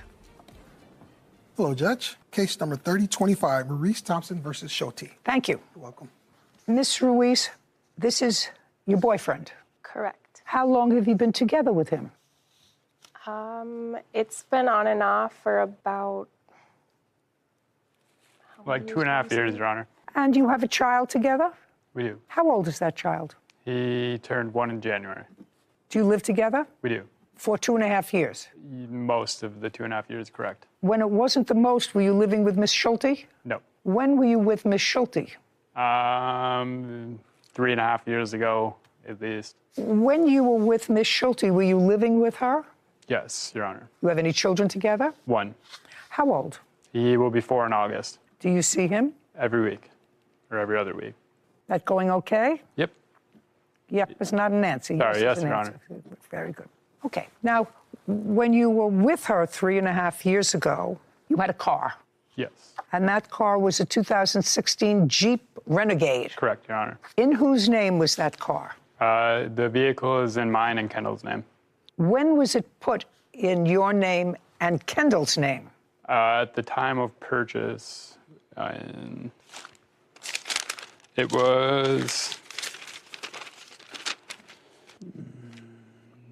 2021. Yes, it was... May I have it, please? Thank you.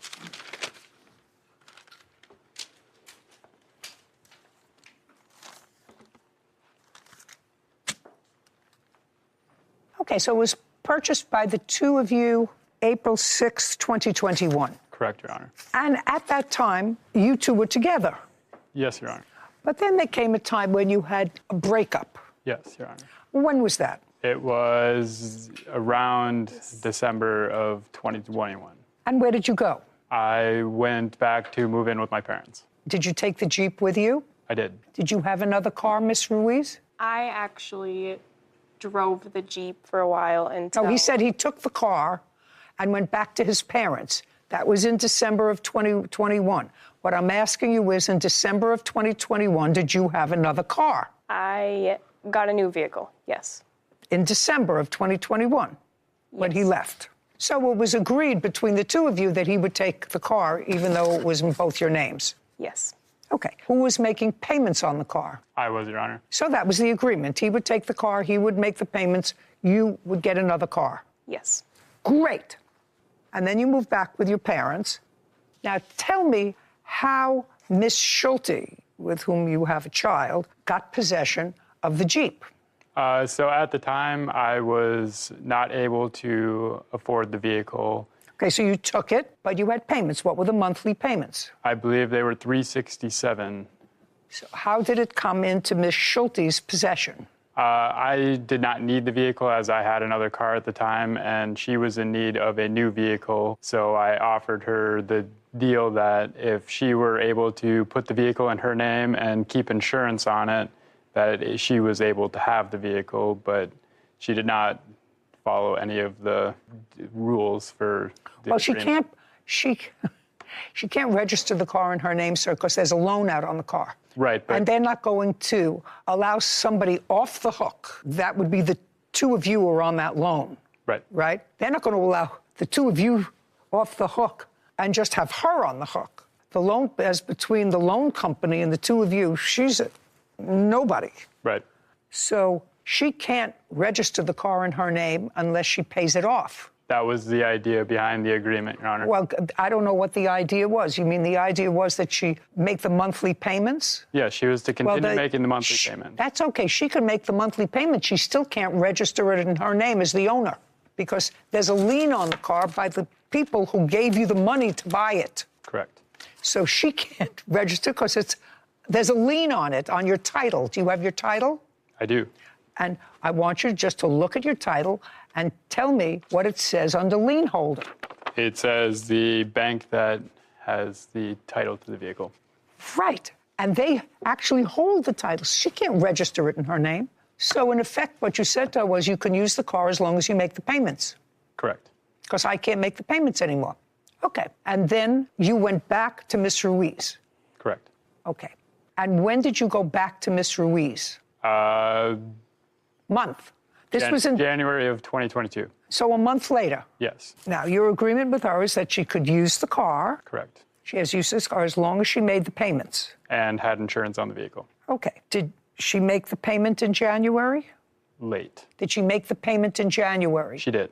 What about February? She did. What about March? I do not believe so. What happened in April? Did you ask for the Jeep back?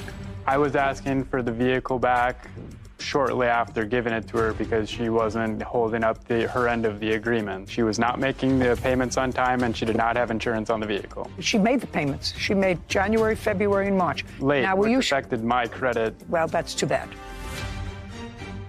Okay. Did she make the payment in January? She did. What about February? She did. What about March? I do not believe so. How long did you have the car? Until April. Did you make March's payment? I did. Do you have proof of that? Well, I have 3 payments, so January, February, March. Yes. The answer, I don't have to see them. I believe she has them. So she paid January, February, March. What happened in April? She was not making the payments. There was still... She made January, February, and March. Now we're in April. Yes, she did not make the payment. We did not get the Jeep back until May 3rd. Just a second. What happened in April? Did you ask for the Jeep back? I was asking for the vehicle back shortly after giving it to her because she wasn't holding up her end of the agreement. What was her end of the agreement? I just told you she couldn't register it in her name because she doesn't have title, neither do you. I understand that. Right. The agreement was that she was supposed to continue to make the monthly payments and she was supposed to put insurance on the vehicle. She was not making the payments on time and she did not have insurance on the vehicle. No, she made the payments. She made January, February, and March. Late, now, which affected my credit. Well, that's too bad. That wasn't your agreement. Your agreement was that she was to make payments. There was nothing you agreed that she had to make the payments on time. I assume that your girlfriend, Miss Ruiz, did not like the fact that your old girlfriend had the car that was titled partially in her name. I want you to answer that question, sir. It's a very easy question. You don't have to be a soothsayer and you don't have to have an advanced degree in psychology to know that your current girlfriend and the mother of your child, of your new baby, doesn't like the fact that you gave a car that's in her name to your old girlfriend with who you have a child. You don't have to be a genius to figure that out, right? You're right. Oh, right. So old girlfriend didn't like the agreement, but you had made an agreement with her. Now, did you have insurance on the car, and was that part of your agreement? Don't look up at the sky. Look right here. It was, yes. Yes. Did you have insurance on the car? Insurance was on it for a little bit, but then I was trying to find a new insurance company. So the answer is no. Yes. Okay. Well, then he had every right, despite the fact that you made the payments, to get the car back, because if something happened to that car and you were driving it and it didn't have insurance because you were trying to find different insurance, because actually you have no liability on this thing. If you have an accident, they're going to go after the owners of the car if you have nothing. Do you understand? Yeah. Okay. That was your deal, and you breached the deal. So now he asked for the car back because you didn't have insurance on it. You may have made the payments, but you didn't have insurance on it. And you asked for the car back in April. I asked for the car back numerous times. I don't care whether he asked the car back numerous times. You had no right to ask for it back until you knew she had no insurance. The reason you asked for it back is because Miss Ruiz didn't like the fact that Miss Schulte had a car. That is not correct, Your Honor. No. Your Honor, I did not have a problem with her having the vehicle because I didn't want to have it anymore. I got my own vehicle. I was not upset at the fact that she had it. They do have a child together, and I do know that she needs a vehicle to get their child around. Are you telling me, Miss Ruiz, that it didn't bother you that your name was on the title and therefore you were responsible for that car? And that car was being driven by Miss Schulte? Correct. Right. Well, just a second. If the car was just in his name, he can give it to whoever he likes. But it had your name on it. Yes. That's psychology 101. She had the car. You have a certain responsibility. You work. I'm actually a 24-hour caregiver for our son. He has a disability. Okay. So your lawsuit is when you got the car back, it was damaged. Yes, Your Honor. Okay. Did you have an accident with the car? Yes. When? April 25th. Did you fix the car? I was going to. I was having somebody... The question is, did you fix the car? No, I didn't. And at that time, you had no insurance on it because your insurance had lapsed. Yeah. Do you have a photograph of the car? I have the police report as well. I'd like to see and the photograph of the car. I'll look at the police report. And there's just show it to me. Attached to Does the yellow form show the mileage? They bought it 2021. I think so. Yeah, take a look. So ultimately, you were told that they were going to report the vehicle stolen unless you returned it. That's what the police report says. He told me after. Just a second. Well, you told the police the accident happened in May, on May 3rd. Schulte, police then asked you about the accident she said she was involved in. Schulte said it occurred earlier that day on 5/3/2022 near 1500 block of Grenada North. We asked if you contacted the police. She said she did. Schulte said she struck another woman's vehicle and they both pulled over. Police officer indicates, I felt Schulte was being deceptive when I asked her if she called the police about the accident. And I don't think there's any other police report. Did you file a police report about this accident on May 3rd? I'm guessing... is not an answer. I'm guessing that is the day that they called the cops to get the actual vehicle after the accident. I asked Schulte about the accident she said she was involved in. Schulte said it occurred earlier that day on 5/3. That's what the police report says. Oh. You know, there's a saying, if you tell the truth, you don't have to have a good memory. You were involved in an accident. The damage was to the front end of the car. You hit another woman's car. Is that right? That's what you told the police. That's what you told the police. Whatever it is, you're responsible for the damage. She's responsible for the damage. Oh, yeah. It's mostly to the bumper, right? There was a lot of underlying damage making the vehicle undrivable. There was damage to the transmission and some problems with the oil after. That's all right. I'm going to take a look at the estimate. I'm going to take a look at the estimate, then I'm going to ask you a question. Mr. Thompson.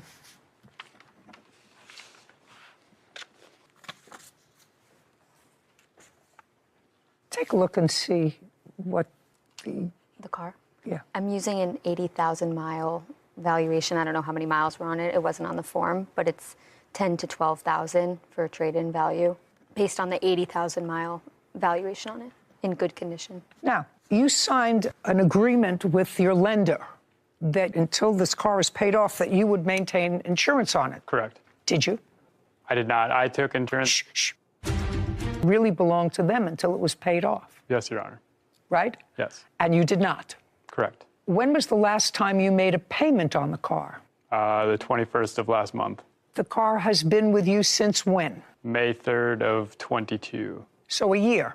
Correct. And is what you're telling me that you're current in your payments, but you can't drive the car? Correct, Your Honor. Where is it currently located? At my parents' house. It is sitting in the driveway at my parents'. Mr. Thompson, is what you're telling me that you relied on her statement that she had insurance on this car, which is why you dropped the insurance? Correct, Your Honor. Okay, and you know that you're not allowed to do that, Yes. right? Yes. So to fix your car is going to cost you, according to this estimate, $6,000. Correct, Your Honor. How much do you think of that as your responsibility? Realistically, none of it. No, legally. How much? If you stopped making payments on the car a year ago, who do you think the bank would come after? They would come after me. Because she had nothing to do with the bank. Correct. Because their contract was with you. They say to you, we're giving you this money. In return for that, you have to keep this vehicle insured so that we're guaranteed to get our money back, right? And you failed to do that.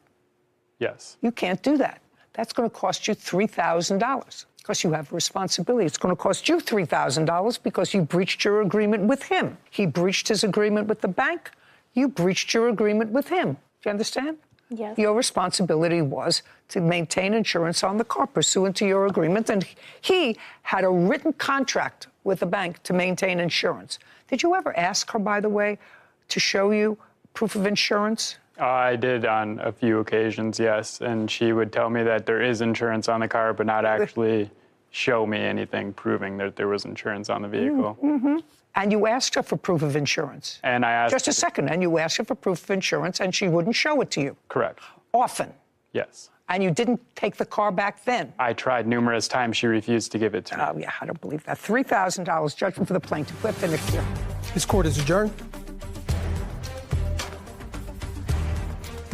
I don't think that I should have paid anything at all. I think it was not correct. I guess lesson learned from not trying to help people out, right? It's a little upsetting. I think she's definitely 100% in the wrong. She lied to us numerous times. Honestly, it was just like a moment where people stop and you just get so busy looking around and you have an accident. She crashed our vehicle. It's inoperable, and she told us multiple times she would pay and fix the damage. And now here we are responsible for having to pay for it. No, it was totally fine after I had gotten to the accident, so I'm not really sure where that information's coming from. It is not drivable. It hasn't been driven over a year. Guess what can you do, right? Because she refused to give it back. He actually didn't tell me anything about that until after he filed their police report. One of the text messages, she said, I can't give it back. So I know nothing about like him wanting the vehicle back until after that conversation. It's upsetting how it turned out. I'm never going to help him out ever again. Worry about my own self.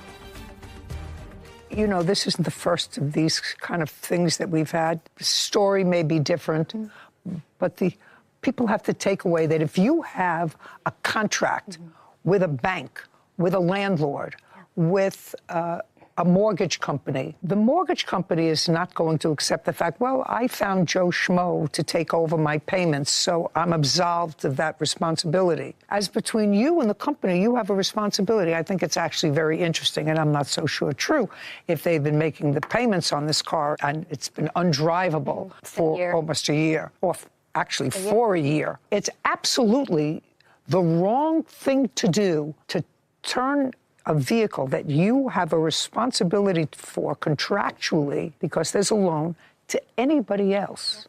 And if you do so, and, you know, to say she had to maintain insurance and put it in her name, well, Sure. you can't put it in your name because the bank owns that car. You don't I think that's a great analogy with the mortgage company as well. You know, you sublease a room to a friend and you make your own agreement with them, but the background check, the credit check that the company, the mortgage, You mean a lessee? or the lessee are going to use doesn't apply to that third party that you deem acceptable. So, yeah, I agree that. So you'll always be responsible for the rent unless the landlord decides to allow you to sublet without that's permission. their agreement with the That's third their party, agreement, not right? yours. This was not the bank's agreement with the defendant. The defendant assaulted you. She just claims her cousin, Anita Lewis, owes for hotel costs, phone bills, and an assault during a trip to Dubai. Anita is countersuing Lisa for filing a false police report. Other than your cousin's testimony, is there any police report or anything else? Well, I did. The police was called. I Do you have have- paper from. This is from recovery when I called the hotel.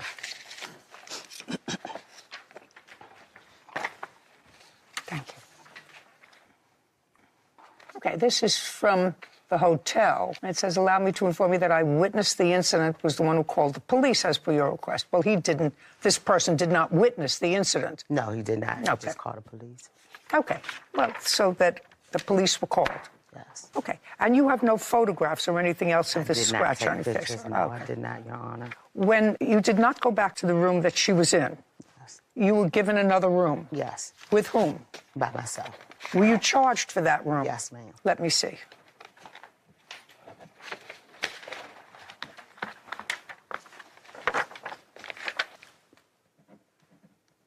Did you sleep in your room alone the remainder of the trip? I did. Did you pay for it? I did. How much did you pay for your room? I'm not sure about the total room charges. I just paid the total $4,900 for the trip, and the hotel was included. Okay. Reimbursement of hotel room charges and phone bills, money owed for an assault. Okay. Now, I want you to clearly tell me about the assault. I was sitting on the bed in a robe. I came upstairs to relax, and I sat on the edge of the bed. And when she came in real angry and just out of nowhere, and I thought I was dreaming of something. And she just lunged at me and scratched my face, and I just grabbed her arms and threw her on the bed. So would you say, Miss Proctor, that the most horrendous thing that happened on this trip, not your phone bills, not anything else, was that you were scratched in the face? Not only that, I felt threatened by her. I didn't want to stay in a room with her. No, I understand that. What I don't understand is if you were going to pursue an action against her and you had your cousin there, you had other women there, you have your phone, it would seem to me that you would take a picture of your face to demonstrate to whomever that you had an injury. That was true. That's true. That's true. Yeah, and one of the girls suggested I do it, and I didn't do it. Yeah. Yeah. That's problematic. Yeah. I need some proof from you, and this doesn't do it for me. Let us assume that I believe that the defendant was drunk and belligerent. And in the course of being drunk and belligerent there was something over a phone, who had her phone. That's what the papers say, correct? Yes. And in the course of this kerfuffle, you got hurt. Did you seek medical treatment for this scratch? No, I did not. Did you and Miss Lewis proceed on the trip together other than staying together in the same room? Did you travel together for the remainder of your 5 days in Dubai? She was on excursion. That's what I'm asking you. But I stayed away from her. Stand up, please. Tell me your name. Claudette Walls. Do you remember the first night that you were in Dubai? Yes, I do. Tell me what happened. Okay. So after we were coming back from off of the cruise ship, I witnessed the similar situation with Michelle, how she was dancing and how she was in a lot of men's faces, just being belligerent, and she was drunk. I told her, she needs to calm down, just cool it. So coming back, when we got back to the hotel, my cousin Lisa went her separate way. I'm not sure where Michelle went. I went to my room with my roommate. I took a shower. While I was in the shower, my cousin Lisa had called, so I missed that call. Then I came out. Michelle had called me. That's Michelle? Yes, had called me to tell me that and she was upset and to tell me that Lisa is going to file charges against her. Tell me exactly what she said to you. She said, Claudette, Lisa's going to get me arrested. So I didn't know what she was talking about. She was all over the place. I said, get you arrested for what? I don't know, but you need to come down here because I don't know what's going on. She's going to get me arrested. I said, Michelle, I don't know what's going on. So in turn, I hung up from her because I had to get dressed because Lisa had called me back and she told me she was at the concierge desk and she was talking to them. And I said, okay, I'm on my way down there. When I came out, as I came out the elevator, Miss Lewis had met me and was telling me that Miss Proctor had took her phone and she was just saying all this stuff like, I know Lisa took my phone. I know she probably threw it in the water and I know she don't like me and blah, blah. I mean, it's just all over the place. And I kept saying, Michelle, do you hear yourself? Why would she invite you on a trip if she don't like you? Do you hear yourself? I said, furthermore, maybe you left your phone. So, of course, that's what the outcome is. That she forgot her phone on a boat. Then I proceeded to go meet my cousin at the concierge desk. The first thing I noticed is she had scratches on her nose leading up under her eye. She had one here and in the middle of her chin. Did you ask her how she had Yes, them? I did. And she told me what happened. She was in her robe. She had undressed with her robe when she had placed an order from Chicken Quesadillas. She was sitting on the edge of the bed. All of a sudden, Michelle came in the room and she just was like belligerent and fussing and everything. And then she just stormed at her and attacked her in her face. And then she told me that, then she started saying all these crazy things about you crazy, you stink, you ugly, and I got better clothes than you and all, and just crazy stuff. So then my cousin said, you know what? I'm not going to fight her. Well, she told me she had grabbed her by her wrist and threw her back on the bed. And then from there, she proceeded on packing her clothes. She got dressed and packing everything because she said she was scared and she couldn't stay there in the room with her anymore. Okay, let's hear your version. Do you remember what happened? I absolutely do. It would be a fair statement that you had a sufficient amount of alcohol that night on the boat. Your Honor, on the boat, I had 2 beers and 1 drink. So when we went on the yacht, I left to go to the bathroom. There was a line. When I came back upstairs, Lisa was telling me, we have to get off the boat. We have to get off the boat right now. So I knew that I had left my sweater and my phone sitting on the little couch. I had my purse on me, so I don't know what she's speaking about the purse. I don't understand a word you're saying, by the way. I had my purse on me. No, I don't understand where we're at. So the plaintiff didn't have your phone? No. You left your phone on the boat? The phone got left on the boat. You left your phone on the boat? Yes. Is countersuing, claiming Lisa filed a false police report. Okay, you got on the boat, you went to the bathroom. Yes, we were on the boat. We were on the boat for a while. What time? Okay, so now you're on the boat for a while. How long was it? You get on the boat, the boat leaves the dock. 4 hours. So you had been on the boat for 4 hours. Mm-hmm. And what you're telling me is in that 4 hours, you had 2 beers and 1 drink. Yes. Okay, and then? I was dancing, so then I went to the bathroom. Okay. When I came back up, Lisa told me that we had to get off the boat. Mm-hmm. So you have to leave the boat. In the van on the way back, they had told me, when Lisa told me, let's get off the boat, I was like, I need to go get my stuff. So, meaning my sweater and my phone. They said that they had my stuff. They had my sweater. So when we got on the van to take us back, I was like, can I get my phone? So they were like, nobody has your phone. Does anybody have your phone?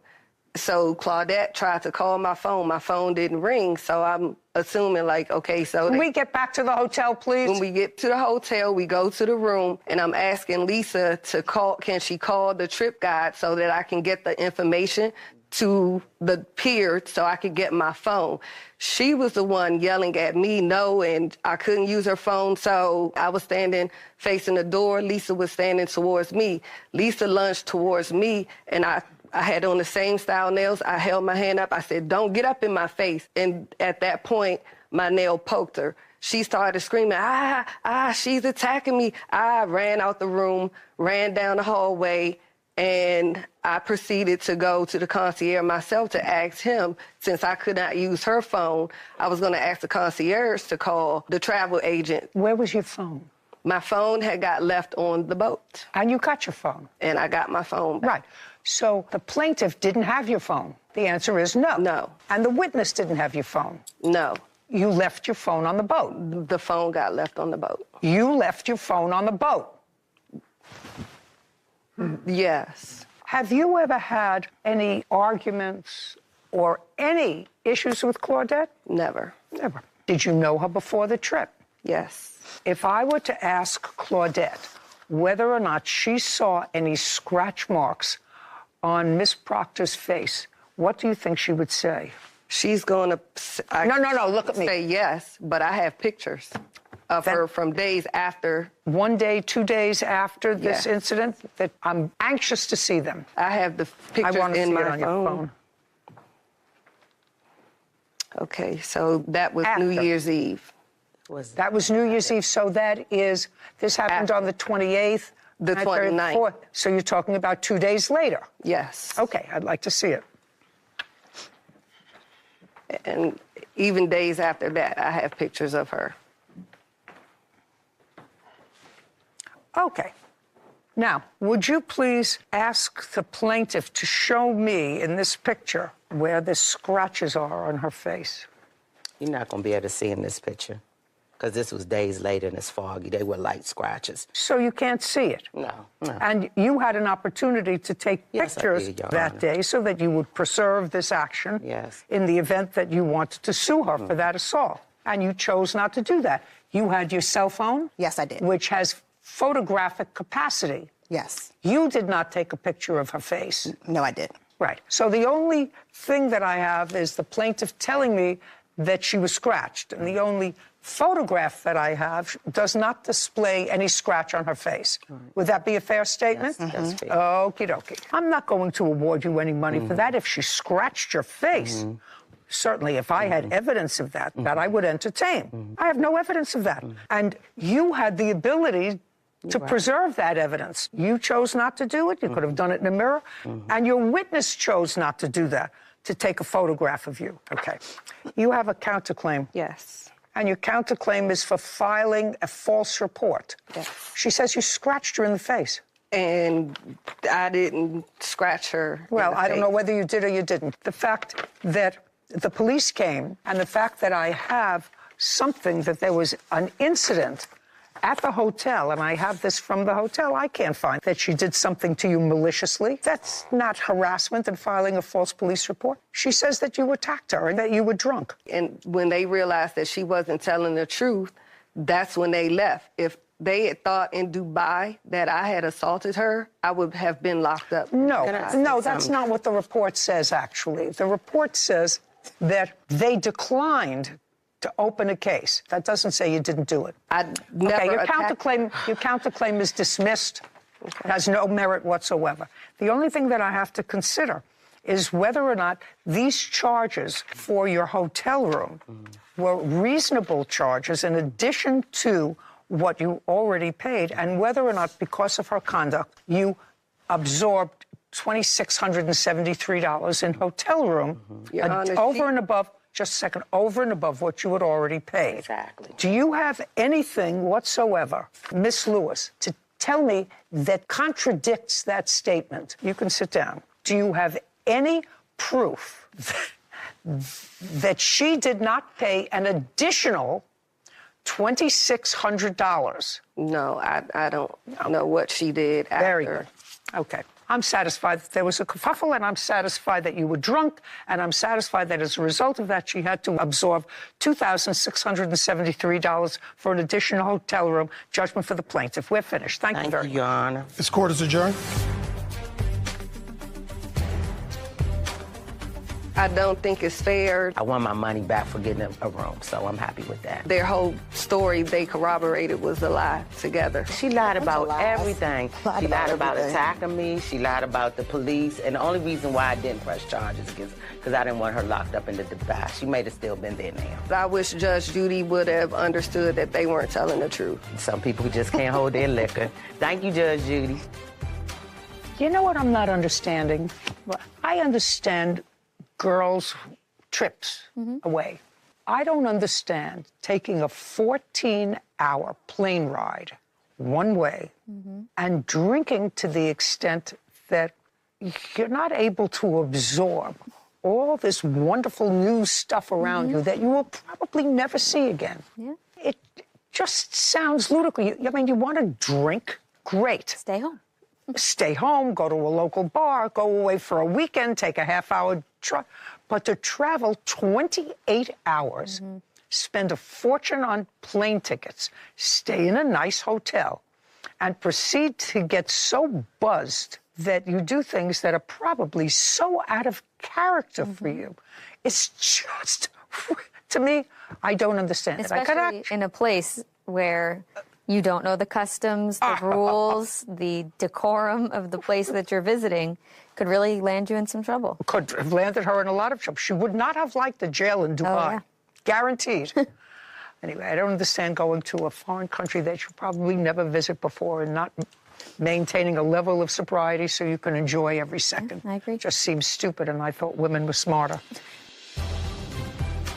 Have you been cheated? Go to judyjustice.tv. I want you to understand that I believe that you didn't put in a kennel for the dogs until April of 2023. You hear me? Yeah. Okie dokie. Okay. When was the next one? The next is so many, Your Honor. Oh, that's okay. I'm telling you, you were still there and you didn't put in a kennel until April of 2023. You were in violation of your lease for a very long time. Yeah. Yeah. You were in violation of your lease for a very long time. Because I wouldn't like to live next door to you with 2 pit bulls roaming around the backyard. Right. Anything else? Not with the eviction. Great. So your next cause of action is slander, defamation of character. Tell me what that was. She made a few Facebook posts using my name. In what way? Saying how much I owed in rent, saying that I was unable to pay it. And then there's another one where she said that I tore her house up. That's what she's counterclaiming for. Yeah. So far, none of that is slanderous. Yeah, she lets her animals tear up the property. Miss Bell? Yes, ma'am. She says back here in August of this year, she lies about it, but fails to inform the magistrate landlord she lets her animals tear up the property. But does she want repairs done? No. Why, you say?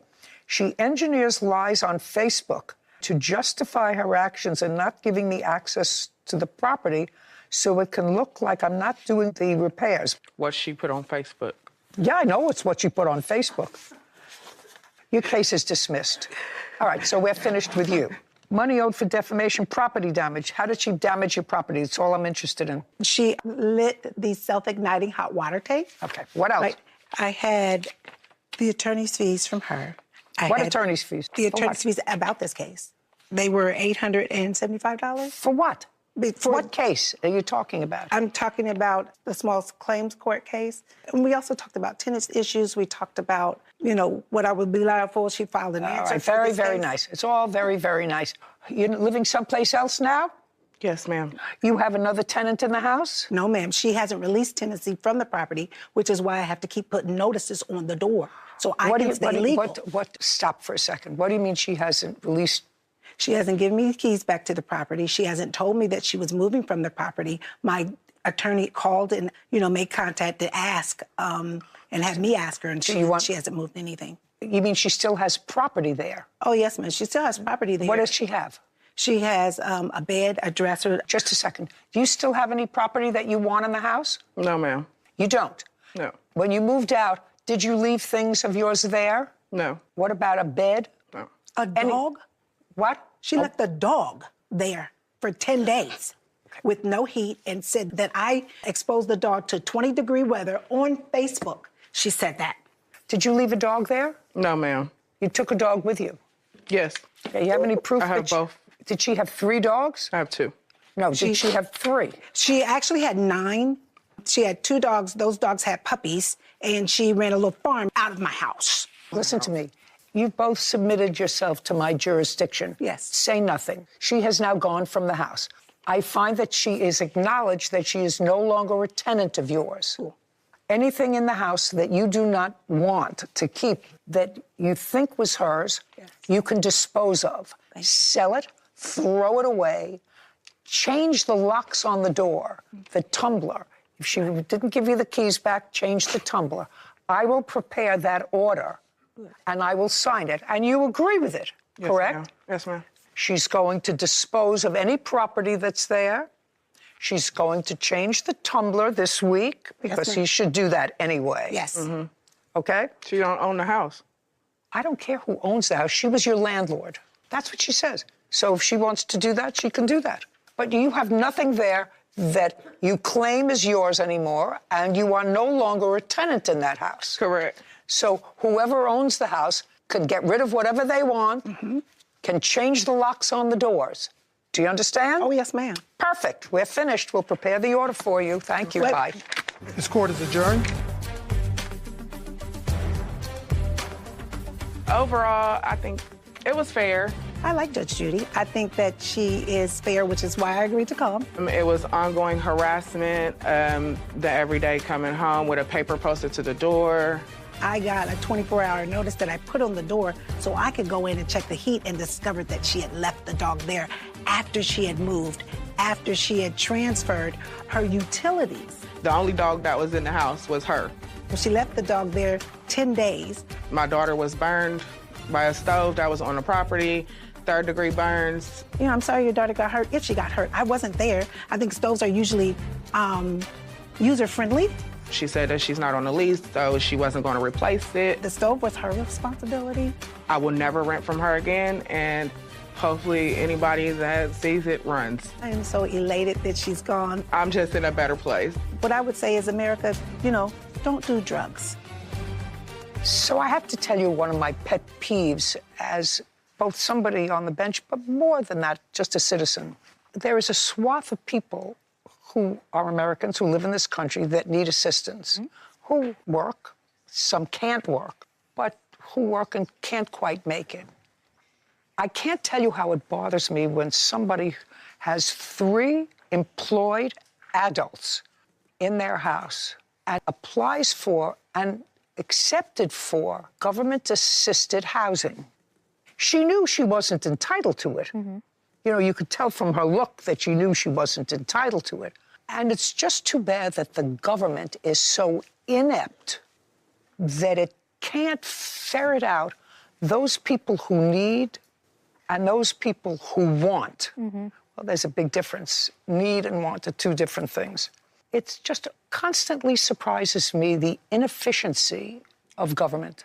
And really, the way some people will spend more time scheming to get what they're not entitled to than they will spend moving their lives forward in a positive direction. It is a very tricky system. You know, I've dabbled in just seeing what the process would be like of applying for any sort of government assistance, and just to try and understand litigants a bit better who have gone through it. And it's complicated. It's nuanced and complicated and online, and there are multiple forms, and this one has to go before this one. I feel like if you're able to complete that, you have a skill that could be used in a productive way to make it so that you don't need to figure out that whole scheme. That's a good point. I never thought of that. Yeah. Have you been cheated? Go to Judy Justice. The 2 of you are neighbors. We are. You filed harassment charges. He actually screamed outside of my unit, "I hate you." Him constantly talking into my camera or making gestures at the camera. That's not true. Spitting, flicking me off. Have a seat, please. Hello, Judge. How are you? Good. Case 3082, Arbach Wu versus Caprion. Thank you. You're welcome. Mr. Arbach, how long have you lived in your current residence? I've lived there since 2006, Your Honor. Do you own it or rent? I own it. Would you describe the kind of units it is? They're condominium units. There's 8 per building. How many floors? Pardon? How many floors? 2 floors. Yeah, 4 on each. And the 2 of you are neighbors? We are. You live on the same floor? She lives in a separate building, but we're both on the 2nd floor. Can you see her apartment from your apartment? No, I can only see her door when I leave my apartment. I can't see her at all. How far apart are the buildings? 17 feet. When did you purchase your condominium? July of 2019. So you would live there more than a decade before the defendant moved in? That's correct, Your Honor. Ever had any difficulty before? Never. Okay.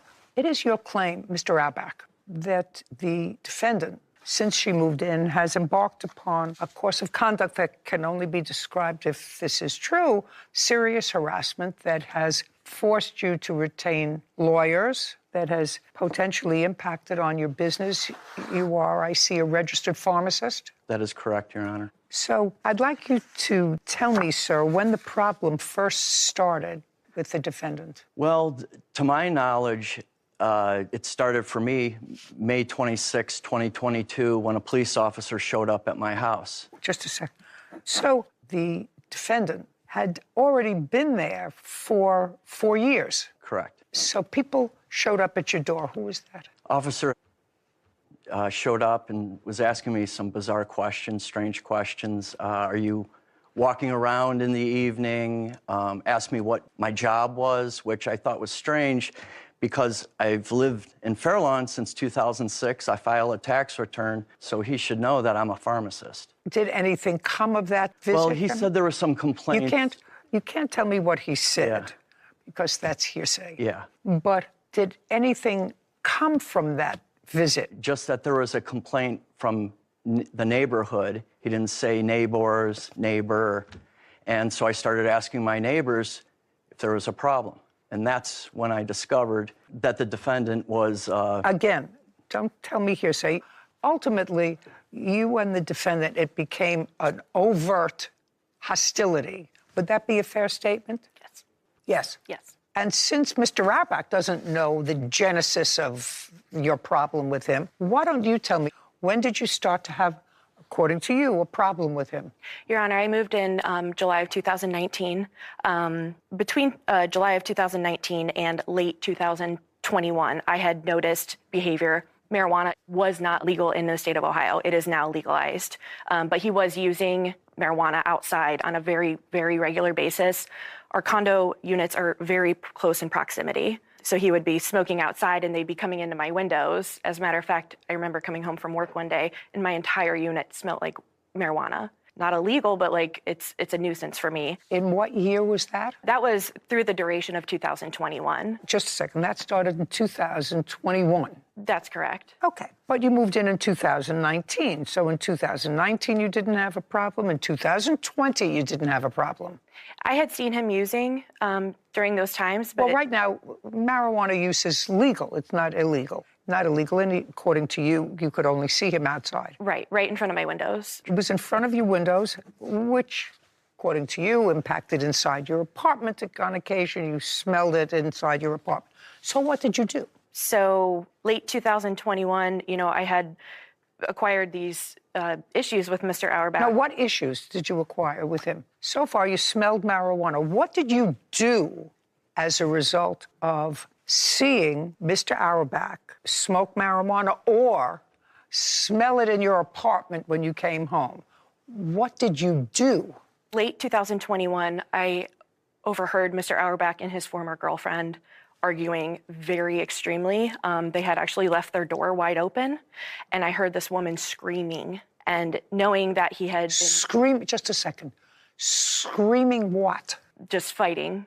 She wasn't screaming, ah! She was screaming at him. That's correct. He was screaming at her. That's correct. Okay, you didn't hear her screaming. You heard two people having a fight. I heard her You heard two people having a fight. Yes. So what did you do? I called the police. Okay. Do you recall what it is that you said to the police? I told the police that there was a disturbing fight happening in front of my unit, and it seemed to be violent. And I was just worried for that girl. And I remember what she was saying, but I don't know if that's appropriate to say here. After reporting his drug use to the police, I'd like to know what she was saying. If I'm not accepting it for the truth of whether or not she actually said it, but I'd like to hear what you tell me you heard or what you tell me you relayed to the police. Sure. She had said that he was a predator, was her word, and that he had created a fake Facebook profile to hit on her friend, is the words that I heard from his former girlfriend. So it was a domestic fight. So that's not screaming. According to you, that's factual. She wasn't screaming, get off me, you're hurting me. They were having a fight about a Facebook page he created that she didn't like. So now you interjected yourself by calling the police, and you were frightened for the girl. So far, she sounds as if she can protect herself. based upon what you tell me. So you called the police. And do you remember when that was? That was October of 2021.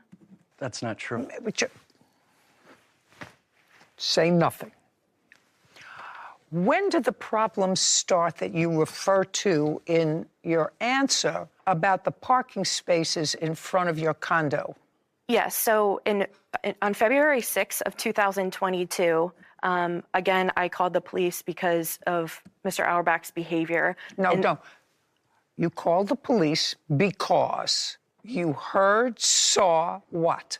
This was when foreign guests were coming into and out of his home multiple hours throughout the day and the night. I had known that he was a pharmacist just through the talk of the neighborhood. But well, it's not the talk of the neighborhood unless you're talking or listening.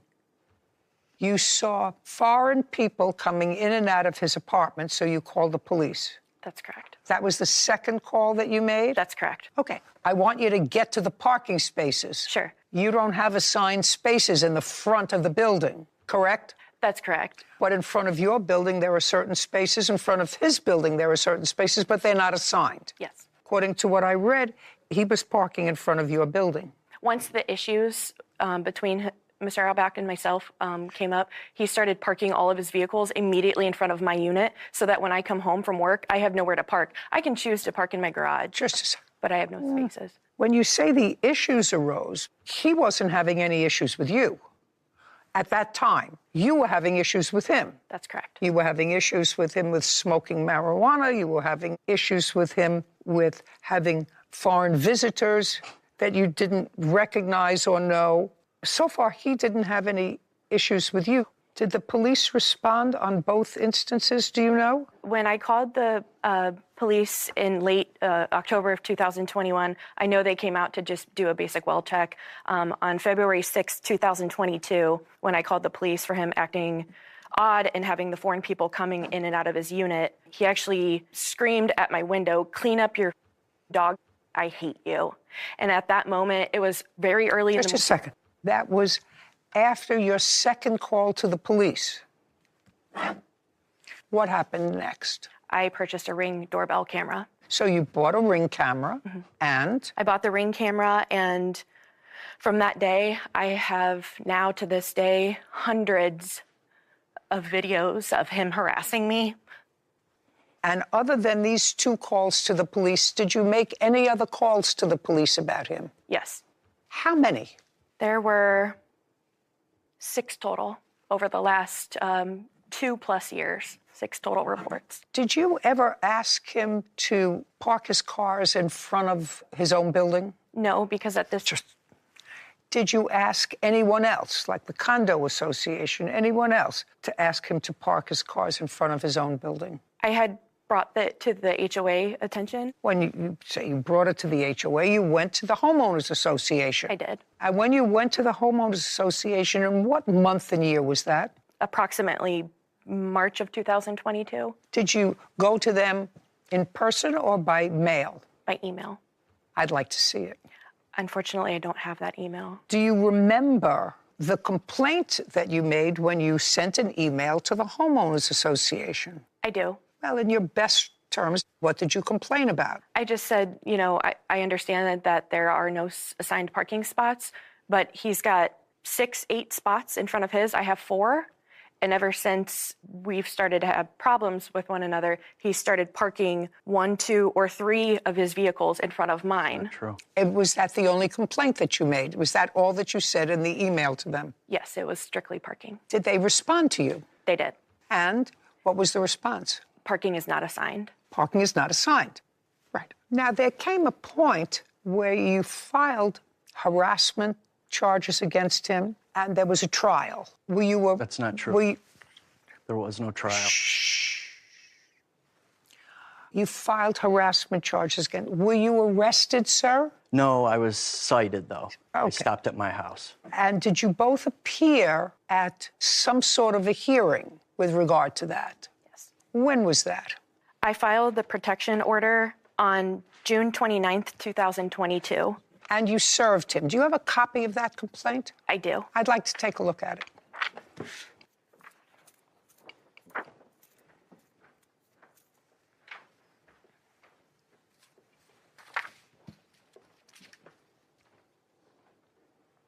Okay. So this says, after reporting he has harassed and verbally via telecommunications and has physically stalked me.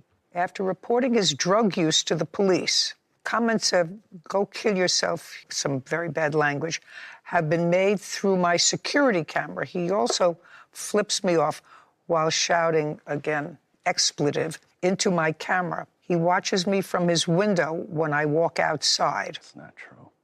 Now, when you appeared together, what place did you go to? A courthouse? Yes. And did you appear before a judge? Yes. What month did you appear before a judge in 2022? I have noted that October 7th of 2022, the charges that he had received were in fact dropped. But when... Just a second. I'm not there yet. You want to tell me to go kill myself in my camera? Call me back? Just a second. Who are those together with him to a courthouse? What happened when you went with him to the courthouse? So the first time we went to the courthouse, we had gone on 2 different occasions. The first time we met with a judge, and I was given the opportunity to testify. I went up on the stand, and I gave her a summary of what he's been doing to me. During this testimony, the judge actually pulled the counsel into the back room. And when she came out, she said, "Mr. Auerbach, I see what you're doing." She said, "I see you looking at her." I want to know what happened with that case. You testified. You had a lawyer. He had a lawyer. I didn't have a lawyer at that time. You said you had a public defender. Right, a public defender. I hadn't hired. Just a second. A public defender is a lawyer. Yes, I'm sorry. Just because you're not paying for it doesn't mean he or she is not a lawyer. You had a lawyer. Yes. And after you testified, what happened? The hearing was continued. To another day. That's correct. And what happened on the next date, which was when? The next date was October 7th of 2022. Okay, and what happened on that date? So my public defender was there. We just waited, and she came over to me and said that the case was dismissed. I never saw anybody or talked to anybody. Just a second. You came back the next time, and your case was dismissed? Yes. So do you have a decision with regard to that? Do you have a decision with regard to that? I'm just curious as to what happened. Well, there was actually 7 court dates that I attended. Those first few were arraignments. Does anybody have any written document with regard to what happened at that hearing? I have the court details right here with the dismissed. Well, all it says is dismissed. I don't know. Well, it's the whole court detail. Just a second. It'll illuminate on all the court dates that she's forgotten about. Mr. Auerbach.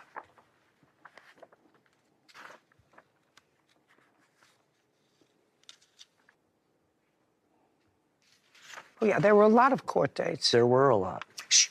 You don't have to agree with me, sir. That's a statement.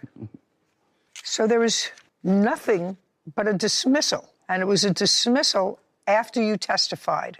After you testified, the case was ultimately dismissed. I'm not entertaining your case because your case has already been adjudicated. It was dismissed, so I'm not hearing that. It's not that it was dismissed on some technicality. You, in fact, testified. Your case against him has already had its day in court. Do you understand? Yeah. Okay. Now, let's get back to false charges, lost wages. Now, Mr. Auerbach, false charges. He has harassed me via telecommunications. Okay, so that's what you say. I want you to tell me exactly what telecommunications you've referenced. So I have a video that I would like to show on the big screen. If you would... Just a second. Is that the telecommunications that you're talking about? Yes. So on the Ring camera, him constantly talking into my camera or making gestures at the camera of my home. And that was after you called the police several times on the defendant, who was never arrested as a result of any of those complaints. No charges ever filed against him. And then you put a Ring camera in because he said something about cleaning up after your dog. That frightened you. I must admit, I am less than ladylike, I think, when I see somebody who's failing to pick up after their dog. As far as I'm concerned, it should be a felony, punishable by 15 to life. I've never not picked up. I have a little Shih Tzu, I'm just telling you. Lots of Shih Tzu. I always pick up. So Now I'd like to see, after you put a Ring camera in, because after you started to have trouble with him, according to you, yes, for doing nothing that was illegal, but for which you called the police several times. Now I'll see your video. Standing on my doorstep. Shh, shh, shh, shh.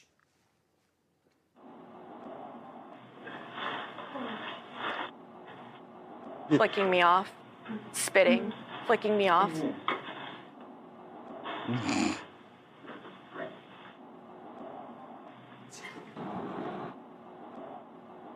That stupid dumb. This is every day. Why?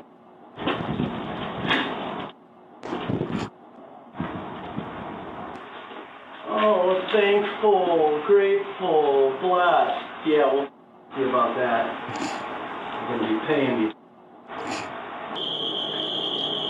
Get shot. Get shot. You talked to my daughter. When he attacked my dad. I never talked to her before. Talk to me. Get me. Talk to me. No. No, man to man. Get back, you get back! Man to man. You want to tell me to go kill myself in my camera? Call me back? Every day. Just a second. Who are those people? So the rainbow hoodie is myself. The person with the flannel was my dad, who okay, so that was your father. Seconds prior that was just attacked outside in the parking lot. I don't know about that or not. I asked who it was. Sure. I didn't see any attack. I saw that you're not getting along. Okay, keep going. Every day, dude. Why don't you leave me alone? I'm 25 years younger than you. Anything else? It's the end of the video. Thank you. That's has physically stalked me. Yes. I want to know how he has physically stalked you. Is that what I just saw? Or you're talking about follows you to your job, follows you to... Let me hear. Sure. Never.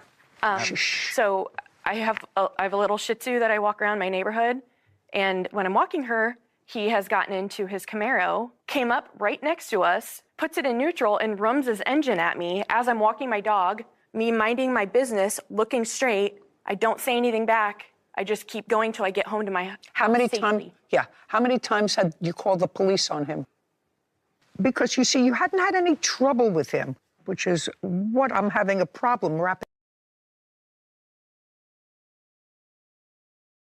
You sold a car to the defendant. Yes, ma'am. What she is doing is she is manipulating the contract. You signed the documents. You knew now what you were buying. The contract that I signed was trash, was garbage. That's your problem. No, ma'am, it's Your not. problem. I'm telling you, it's your problem. Oh, my goodness. This is Judy Justice. For the cost of car parts, claiming it was a defective vehicle. You took possession of the Saturn Vue. I know you took possession of Yes, it because he drove it to work. I understand Just a second. So I want you to not waste my time anymore telling me that there was a bait and switch. What I'm telling you is that when I had the Saturn Vue, I took the Saturn Vue to Walmart to get the alignment and the tire. I found out that the car was a junk car. She came to my house. Within that evening, when we did this contract, it was for the Chevy Impala because the car had needed a whole lot of work. Let me explain something to you, Miss Walls. This contract what I want to explain to you is this. This case is don't raise your hand. Okay. This case is very long and it's got a lot of little tentacles. However, if what you're saying to me is you never felt as if you had bought this car because you were tricked into buying it, right? Is that, just a second, that it was never yours? No, that's not what I'm saying, Ms. Well, then don't waste my time with all this. Only thing I'm saying is this contract was not about the Saturn Vue. That's all I'm saying. That's all I'm saying. Fine. Let's put this away. This is dated September 21st. On September 21st, did you take possession of the Saturn? That's my question, very carefully. On what date did you take possession of the Saturn? On the 23rd. 2 days later? Yes. Just a second.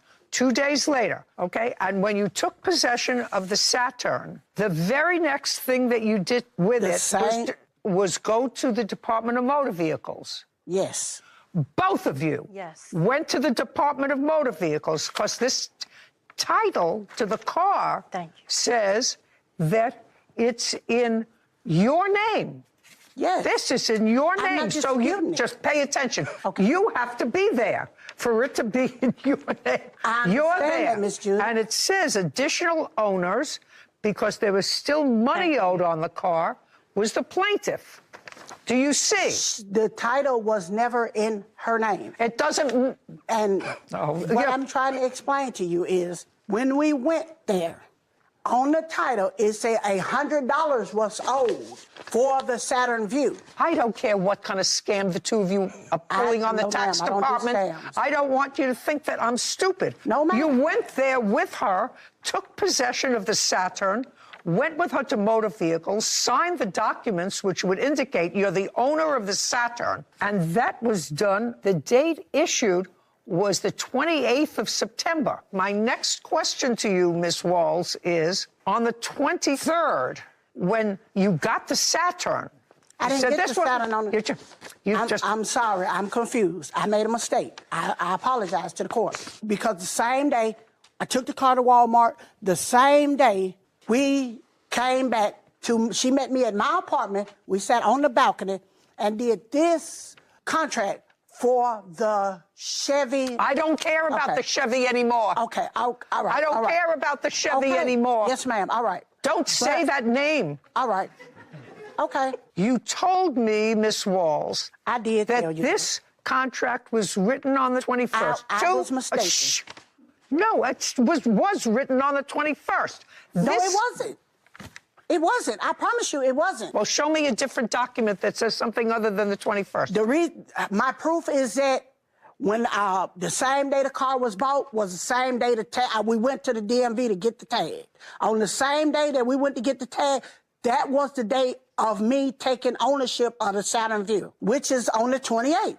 I could read back to you what you said before. You said it was 2 days later that you switched. I made a mistake. It was 2 days later that you switched from the Impala, which I said I'd never say again, to the View. You said 3 days later. No, okay, then let's get back. I was mistaken. Just a second. Don't clear anything up for me. I'm going to get a timeline. Put your hand down. How did you get to the Department of Motor Vehicles? We drove the Saturn View. Okay. The two of you drove the Saturn... On the 28th. Yes, it was the 28th. The day of the purchase of the Saturn View. Just a second. The two of you drove the Saturn View on the 28th to the Department of Motor Vehicles. And now, don't speak. The two of you didn't drive. One of you drove, and one of you was the passenger. Who drove? I think she drove. She drove. No. Okay. Where was the car parked on the 28th? On the 28th? Well, just a second. Go ahead. I can see it's slippery. Where was the car parked on the 28th? Your Honor, can I go back a little bit, please? No. Okay. I asked you where it was parked. No, it was parked at her house on the 21st to the 28th because I parked it at her house. So the 28th, it was at her house. Did she? Okay. Sorry. Sorry. Okie dokie. Stand up. You're her son. You work full time. Yes, ma'am. Move over there. Who do you work for?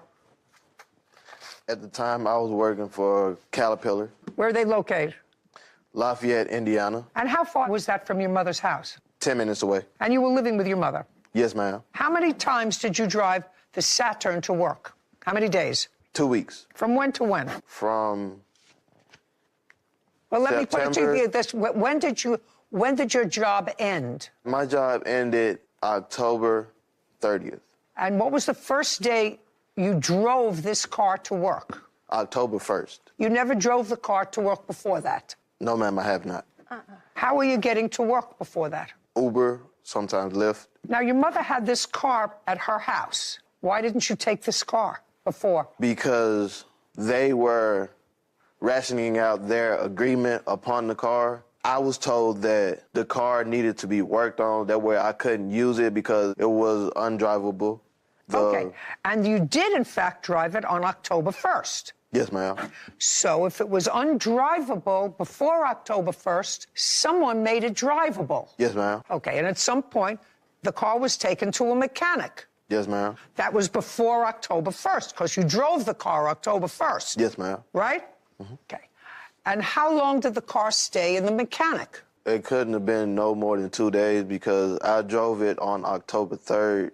But when I drove it to work on October 3rd. October 1st, you drove it. Yes, was ma'am. the first day that you said you drove the car. Yes, ma'am. That was the first day. Okay. I look at what you swore to at What the I department. swore No, to? speak not. This is what your son was driving.